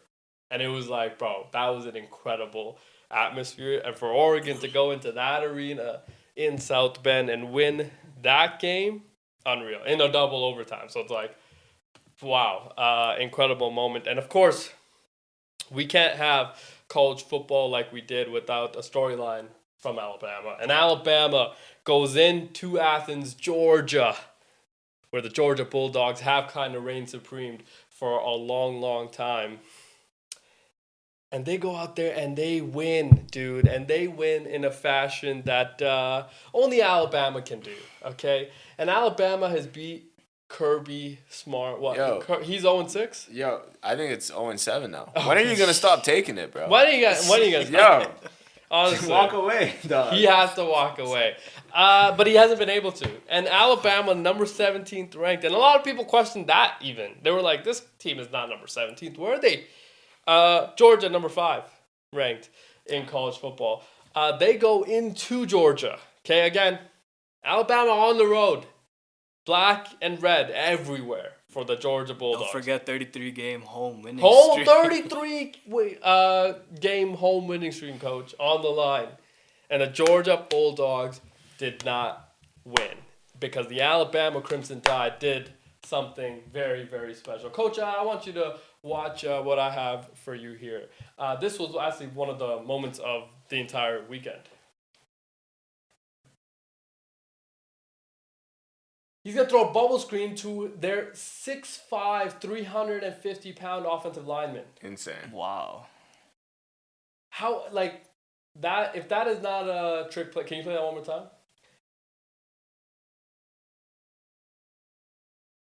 Look, Oh my! What are you gonna do Boom! against that? What are you supposed to do with full speed? Full speed. Yeah. He's 350 pounds. There's nothing you can do. What a play call, though. Yeah. And what a gutsy play call in that situation. 3rd and 5. 3rd and 5 in that situation to call. But again, the creativity and things like that, I think that was why Kalen DeBoer was supposed to bring to Alabama from the Washington Huskies, right?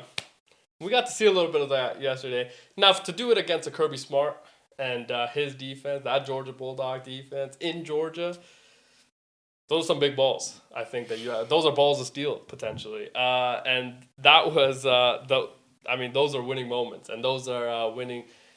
Now I don't know. Maybe that Lotto Max winner, if she wins, maybe she'll keep Kalen DeBoer. She might have to pay that contract. That next contract. What's his name there? Kalen DeBoer. If I win this, and I know I won't, I'll give some to the church. Church, bless the Lord. Church does need the money, and I'll get that Kalen DeBoer. How much is it? $80 million. I'll pay his contract out. And what's that AD over there? Yeah, I don't like him neither. I'll pay out his contract as well. So potentially now she's thinking, maybe I'll keep a Kalen DeBoer and be able to go on winning spree in Alabama, because what a game, dude. What a game. Kirby Smart, man. I feel like he is. Now, after the game, he played it down a lot. Obviously, he was like, dude, look, it happened. I know it's eating him. It's eating him, though. It has to be, because he's beat the shit. Bro, he's beat out of every team, everybody.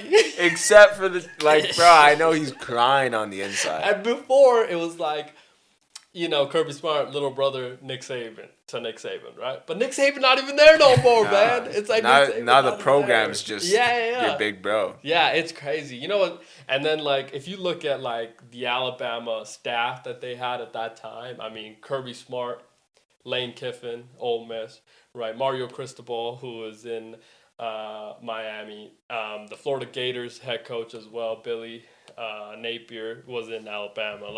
He has head coaches across college football. He had them all in one staff. It's like when we ask about what was the Alabama dynasty like, it's like this is why it was the dynastic run in college football. It's like this guy had every big-brained college football coach in one place, and he was able to win big. But now it's like he's not even there. Kirby Smart, you gotta win. You gotta win this game, dude, at home. But he wasn't able to get that done. That was tough.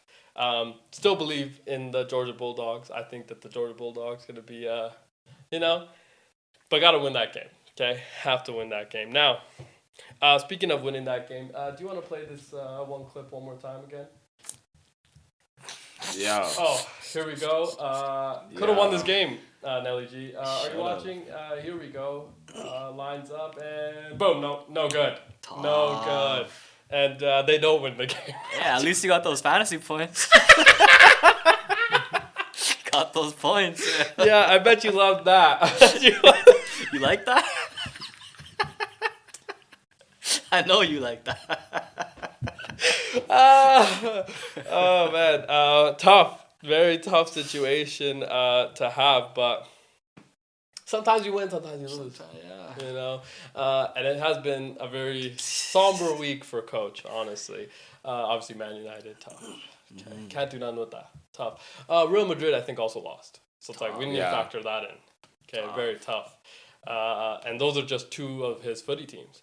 And then he supports all 32, feels like, of the football team. So it's very tough time that he had this weekend. Even your Winnipeg Jets had some tough injury news today too. I mean, one of your top D-men, Dylan Sandberg, out 6 to 8 weeks with a broken wrist.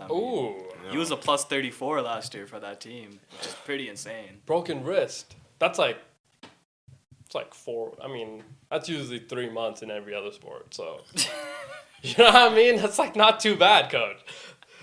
That's not too bad. A silver lining, not too bad in hockey. JT Miller. Yeah. He's more tough out. News for New York sports. Fans. Yeah, tough. JT Miller, non-contact injury this morning in practice. They do say that they believe he has avoided major injury, which is great news for them. because he is the newly appointed captain of this team. Yeah. Because I don't think they had one. They didn't play with the captain last year. What? Is that allowed? So you're allowed to play 1 year without a captain. Maybe they should do that with this team. You want to play this clip one more time? Yeah. Now, if you remember, this is the captain that we're about to see. Here he goes. Oh, boom! Maybe he should. Maybe they should put a JT Miller on the name, right? And play without him. Yeah, for a year. For 1 year. Yeah, for his own right? year. Because Manchester, maybe it does bleed powder blue. I don't know. Might need to holler at Wayne Rooney again, maybe, or something. I don't know. Give him the captaincy. Yeah. He has been serviceable, but I question his commitment to coaching. That's what that's what Tom Brady was saying. I don't know. I don't know enough about Wayne Rooney and his commitment, but it did look like he had a major beer gut. Yeah. So, dude, I would be questioning it too. But you know what? That it is what it is. Now, there was some questions about AJ Brown and the Philadelphia Eagles. Did you see he put out this cryptic Twitter post? It was way too long. It was too long. And that is sometimes the problem. It was like a song lyric or something. I can't remember. And he was, it was somber, I think. I swear half of it was just like nothing.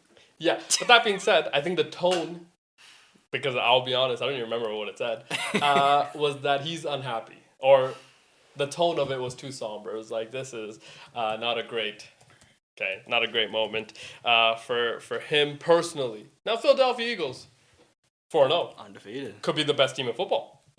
Right? Reigning champs. Reigning champs. Okay, reigning champs 4-0. And also, they've played some good teams. Right? Like, they've played some good teams. I would say the Cowboys, week 1. I don't know who they played week 2. I know they beat the Chiefs. Well, like, just yesterday, the Bucks, right? Wait, they beat the Chiefs week 2. Yeah. Week 3, I don't know who they played. And then they played the Bucks week 4. Yeah. So it's like, they've been a pretty good... Oh, they played the Rams, no? Yeah, they beat the Rams. Yeah. On the so they played 4 really good teams and they've won. Yeah, it was the Rams. And like people are still complaining about them.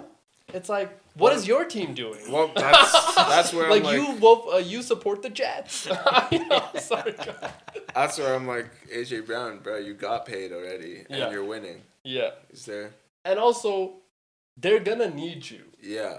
You know what I mean? Like, I get that like you haven't been that involved in the offense, and that as a wide receiver is probably like the worst position to be in, because it's like, dude, I'm running all these routes. Give me the ball, because I'm tired of doing absolutely nothing. Then, imagine that. Imagine you're playing 100 snaps and I'm running 100 routes just to see one ball thrown your way. It's like, yeah, that would be kind of frustrating and annoying. So it's like, I get like why that position and him very upset, but like, dude, you've been able to win, right? Like, plus, he had 9 targets yesterday. Yeah, so it's whatever that means. Because I'll be honest, I watched a little bit of that game, but... No, it was on Twitter. I watched all 9 targets. Okay. But like on like 7 of them, he was heavily guarded. Yeah. Well, Bucks defense, also very good. Todd Bowles, right? Defense always going to be good. But like, yeah, they are, again, that entire like offense or defensive scheme when you play the Philadelphia Eagles revolves around shutting down Saquon Barkley, okay, and AJ Brown. So it's like, yeah, they're gonna need you. You can't be upset when you don't get the ball. I mean, you could be, to be fair, but it's like there's gonna be a game where like they're gonna think, oh, they're not even throwing it to you anyway, so they're just gonna single cover you, and that's when you go for 200 yards. Like, they're not gonna win that many games throwing 0 passing yards in a half, which is what happened yesterday. Like, yeah, maybe Drew Brees was right. He said that this is the worst thing I've ever seen. Okay, this is the worst tape I've ever seen a team have, and they're 3-0. But it's like, dude, last I checked, the New Orleans Saints haven't won a game. So it's like, come on, Drew Brees, come on, let's get real, dude. Let's get real. I think that winning heals all. Honestly, that's like just my personal belief, is that I think winning cures all. And if you're able to win at a high level, it's like, and again, you've played some really, really good teams, man. Mm-hmm. You've beat 4 playoff teams. So it's like, maybe Cowboys not, but it's like, again, Cowboys also very good. And that was the first game of the year, right? A Thursday night football game. So it's like, there's a lot of different things. I just feel that, they're going to need him. And that he could be good. doing a lot worse. Sorry, because like if you've seen in like recent memory, like Stephon Diggs, remember in Buffalo? Yeah. That one clip in the playoffs where he's just looking at Josh Allen on the bench like. Like hit me, like I'm the open. ball. Yeah, but they were winning. Yeah. So like AJ Brown, like he's doing these cryptic messages and whatnot, but he could be doing a lot more to ruin the team. Also, you remember last year was the same conversation. It was. It felt like it was the exact same conversation all last year, and they went on to win. Reading the book and all that. But also remember, came out that AJ Brown, Jalen Hurts not friends. Remember that whole situation that was happening as well, and then it turns out actually no, they are like best of friends. They were actually at each other's weddings, and they were like very close relationship with each other. So it's like, dude, that's not. Again, playing in Philadelphia, those types of questions and things do happen. Okay, and they continue to happen for the Philadelphia Eagles, even though they're winning. Now there's another team in Philadelphia that's never won, not in our lifetime. That's the Philadelphia 76ers. JoJo, is he ever gonna fucking play? Yeah. Is he ever gonna play? I saw he was talking like, I'm gonna listen to my body this year, bro. I'm like, you're gonna game manage more than you were before. So what? You're gonna play 2 games? You remember remember? Okay. Fair. And also, it's like, why were you not listening to your body before? Right? It's like you were listening to what, somebody else's body, or were you listening to somebody tell you about your body? You know what I mean? It's one of those questions. Also, you remember started last year, he's like, I will never play a back-to-back. You remember that was the thing around him starting last year, and he actually ended up not doing that. And then he comes out this year after all the flack that he got for saying that last year, and he was like, I would love, actually, to play a back-to-back. My body will not love that. So it's like... what is he saying at a point? Oh my God. He's saying that the 76ers are shite, is what he's saying, and they're not winning shit. Okay? They're toast. But is he ever going to play, honestly? Even Paul George, they're saying, like, no timetable. Like, what's going on there? Bro, I don't know. You got year 20 Kyle Lowry, who looks... I don't know if you saw the picture of him. No. He's looking... teased. That's one word phrase. Yeah. He's looking like Coach Wayne Rooney, potentially. Yeah, that's much better.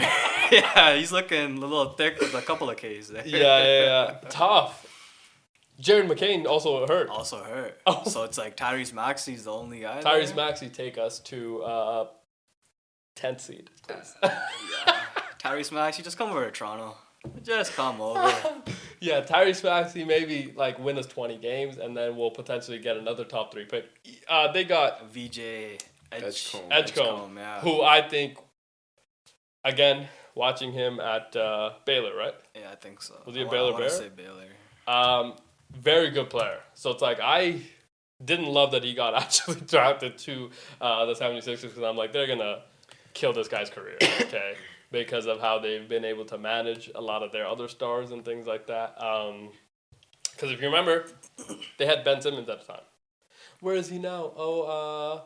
We actually don't know. Possibly out of the league. But possibly not. That's the other thing. Yeah. Apparently he's saying that he doesn't want to play in New York. And it's like, did the New York Knicks or the Brooklyn Nets want you? It's like, that was one of those mind-boggling things. And remember now, he's no longer with his agent anymore. So it's like, what does that mean? Oh, it probably means that like you can afford him. And maybe that's the situation. So remember, the 76ers had Ben Simmons. Okay. They also had Jimmy Butler. And then they had, JoJo. Okay. They've had a lot of stardom. They had James Harden as well.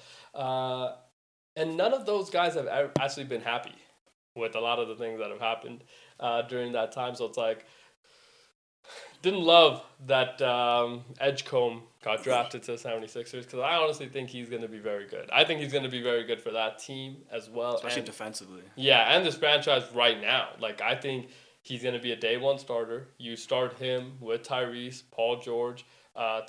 Tobias is not there no more. Detroit, right? And whoever your forward guard is at JoJo, you have a pretty good 5 right there. Jared McCain and them coming off the bench. Like, you have a good team. It's just, are they gonna ever be able to play together? Probably not. It's just health that's holding them back. Yeah. Like, but again, the problem is that that's been the case for. Yo, are they ever gonna look at their medical trainers? Ever. Ever at all? Maybe them and the Niners share one. I don't know. Have to. They have to figure something out. This has gone on, like, literally since the entirety of the time that you guys became relevant, which was post Michael Carter Williams. Oh yeah. Right? Like, that was post Michael Carter Williams era that you guys finally became relevant. And then it's like, dude, this is the team that you brought forward every year. And JoJo, I mean, those are some interesting comments. Yeah. Okay, I will say. Can they stay healthy? I don't know. And let's not forget, who's that first round pick that they had? The one with the injury, shoulder injury. McCain. No. Like a long time ago. Oh, I don't know. They've had a lot. No. I'm gonna say it. Noel? No. Noel. That was a tough one. Jaleel Okafor. No. That was number 3 overall? I want to say top three. Third overall. Okay, so bro, look at the amount of talent that this team has been. Oh, Markelle Fultz. Yes. Number 1 overall. Yeah. Traded up for him. Couldn't keep him healthy. Couldn't keep him healthy. He had like a motorcycle incident that like caused him to forget how to shoot. No. Or something, I'm pretty sure. They tried to change his jump shot. But it has something to do with the motorcycle, that accident that happened after the draft, I want to say. Oh, okay. No, they tried to change his jump shot, okay? Now, Markelle Fultz, consensus number 1 guy. Yeah. So it's not like they drafted the wrong guy, but... Yo, we gotta... You have to get investigated, though. Seriously. Yo, no more number 1 picks for you. Yeah, seriously. Yeah. Ever. Honestly, facts. No, like, you've ruined how many players now? Top 3. Yeah. As a top 3. You can't get top 3. Yeah, no, for real. Okay? Because you are not capable. Let's see you develop one guy first, and then we'll think about it. And not take 18 years to do it like JoJo. Like, JoJo didn't play, his first 2 years, it felt like. And then Ben Simmons didn't play his first year. So then he came back second year, rookie of the year. Which is a whole topic of conversation, right? So it's like, what are we even... Dude, this team... Nerlens Noel was a 4th overall pick, I want to say, as well, right? He was a high pick, dude. They were saying he could have gone first if it wasn't for his like, knee injuries in college or something like that. Nerlens Noel was, I think, 4th overall. That's good. Like, again, you've had so much talent in that building. Not a single person that's come and gone through that has been happy. It's like, what is this? Like, your team is just consistently in this, like... And it feels like you're back in that whole... Maybe you should borrow some of the resources of the Eagles. Honestly. Maybe take some of the things Nick Sirianni is doing in that staff. Go get you a Jalen Hurts. Go get you a Jalen Hurts. Durable, Somebody that's not just durable, but he can lead. He's a leader. He's a stoic leader. Can handle the Philly media really well. And, able to articulate and kind of win even when the crowd is hostile and against you, even when you're winning. Now, you guys haven't even won, and you're still complaining that the Philadelphia crowd doesn't like you? It's like, yes, obviously. You know what I mean? And I hope that they figure it out, but they probably won't. That is, unfortunately, the problem with them. As a Raptors fan, I hope they don't. Yeah, fair. I hope they don't. There was some other news, obviously, about because it was Media Day in the NBA. That means the season's right around the corner. So LeBron saying that he came back to play with Luka.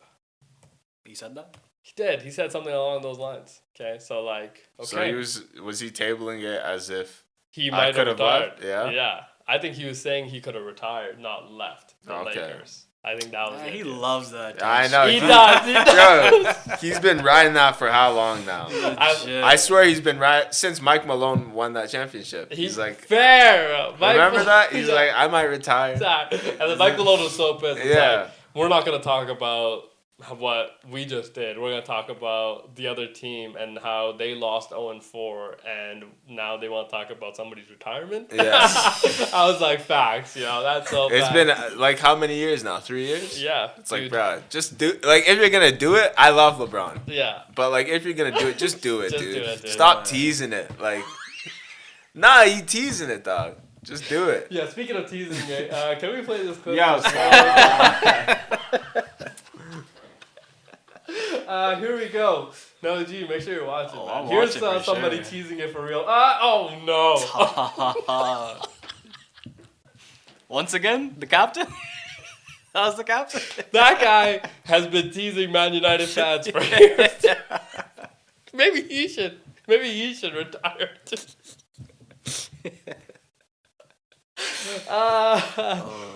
Tough.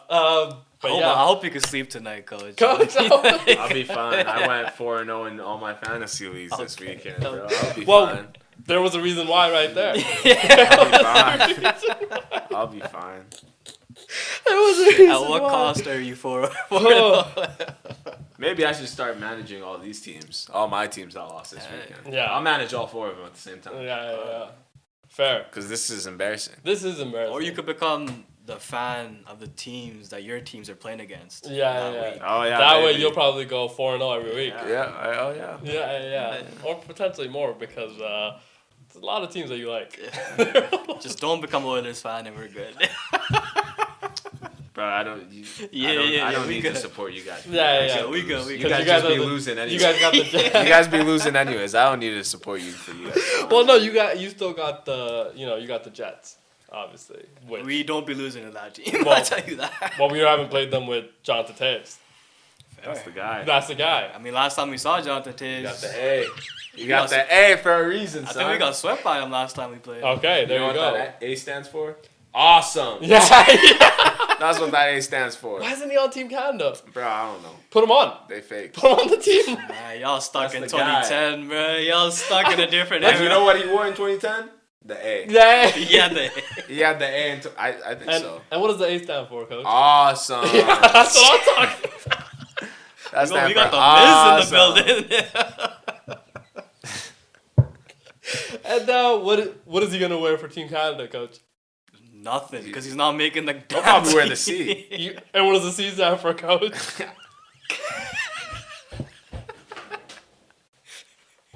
Don't be dissing Captain Crosby like that, right? Don't be dissing my guy Crosby. Yeah, I don't know if we can take it away from him. Mr. But maybe Golden Goal. Hey, Golden Goal. maybe he'll wear the A for Captain Canada. golden goal. Was that assisted by Gimna or was it Taves? I don't know. I think it was a Ginla, right? I think it might have been a Ginla. I know who scored. Sid the Kid. Yeah. Not Jonathan Taves. Yeah, but Jonathan Taves, very integral part of that team. That era, team, Coach, what did he wear on that team? I think he wore the A there too. Team Canada? Yeah. Or on the last time they played, when he did play for Team Canada. I think he wore the A, yeah. And what does the A stand for, Coach? Awesome. Come on. It's not assisted. Well, I mean, Winter Olympics. He has to be on the team. Put him on the No, team. he does not. Why would he be on the team? Because he is. Awesome. You know what it is. Yeah, you know what it is. I'll tell you one thing that's not awesome, Coach. And this is the last time that we might be able to see it today. Yeah. Now that you just get ready for something that's not so awesome, here he goes. He's not wearing the A for awesome. He's wearing, He's wearing the C. He's wearing the C for... Yeah, he's on some booty. He was not looking good. Fair. That was a tough look. It was a tough look for the captain. Shit, man. Great show. We'll be back tomorrow with more on a Tuesday with all things sports. Can't wait. Monday Night Football. 2 games today on Monday Night Football. None of which we actually liked. Okay, because there are 4 teams that are kind of shy to watch, actually. So it's a little bit tough to get through. But we did get to see some of the replay of Tyreek Hill and his injury. We want to send our thoughts and prayers, obviously, to him and his camp and the Miami Dolphins, who, by the way, sweet uniforms today. Beautiful. The black helmet. The helmet with the little teal. Beautiful. Okay. If we knew that they were actually going to be wearing these, we potentially would have changed our picks here, but they look very, very good. Darren Waller, welcome back. 2 touchdowns. 2 TDs. 2 TDs. He said, what was that rap song he had? Was it a rap? He had that rap song. You remember that song? I do remember that song. That was after the breakup. Yeah. Oh, he said some. Yeah, he said some bro. things. He said some ish. He was Yeah. saying some ish. Welcome back to Darren Waller. Now he's standing on some ish. Yeah. Okay, because a lot of people were counting him out. Not the Miami Dolphins, though, because they really wanted him back. Out of retirement. Comes back to join the Dolphins. His first game in those sweet black uniforms. Okay, and fortunately, you know, Tyreek Hill potentially going to be out for some time if what we saw is accurate, obviously. So that was really, really tough. Hopefully that they're able to kind of go. And, you know, and then the second game was Bengals, Broncos, which... 21-3 Broncos as we speak. Browning. Jake Brown. Is his name Jake? Jake Browning, right? Yeah. Yeah, he continues to brown on himself. So it's like a little bit tough. Are they going to be able to go get a potential Russell Wilson, a Jameis Winston, Kirk Cousins, or a Kirk Cousins, you know, or somebody of those caliber? Because, again, Bengals and Bengals fans, maybe you go the other direction and you do a fire sale in your building and you ship out a Trey Hendrickson, you know, and things like that. Maybe you make some decisions to rebuild for the next year. And that would be something that we could see them doing as well. And if you are the San Francisco 49ers, just pick up that phone. Call the Cincinnati Bengals. You know, Trey Hendrickson, come on over. We'll give you a 7th round pick. Boom. Right? That's what I'll do. Fill in the hole for Nick Bosa. Throw in the team doctors as a sweetener. There you go. There you go. There you go. Yeah, but like we'll see how this injury with Joe Burrow goes before we throw any of the doctors in, because they might need them. All hands on deck with Joe Burrow. That is your franchise. Yeah. I might let those doctors go, bro. Joe's been getting injured every year. Yeah, but that's also because like he's taken more hits than anybody, so it's like that's usually not a good sign. I told you, the number one word association with Joe Burrow is that he's tough. Not great. Not great, because that usually means that he's taking too many hits. It's like... You said that about Andrew Luck, I'm pretty sure, too. Yeah, that's what I mean. It's like that he's tough. And then one day he woke up and he's like, actually, I'm not that tough. I'm going to retire. And that's exactly what happens. We hope that Joe Burrow is back. We hope that Jake Browning continues to excel, because that would be a fun thing for the Cincinnati Bengals. But you know what? If they don't. We'll obviously cover all of what happened during today's games tomorrow. We'll see you then. You can catch us on obviously YouTube live, Spotify as well, and yeah, we'll see you tomorrow. Peace.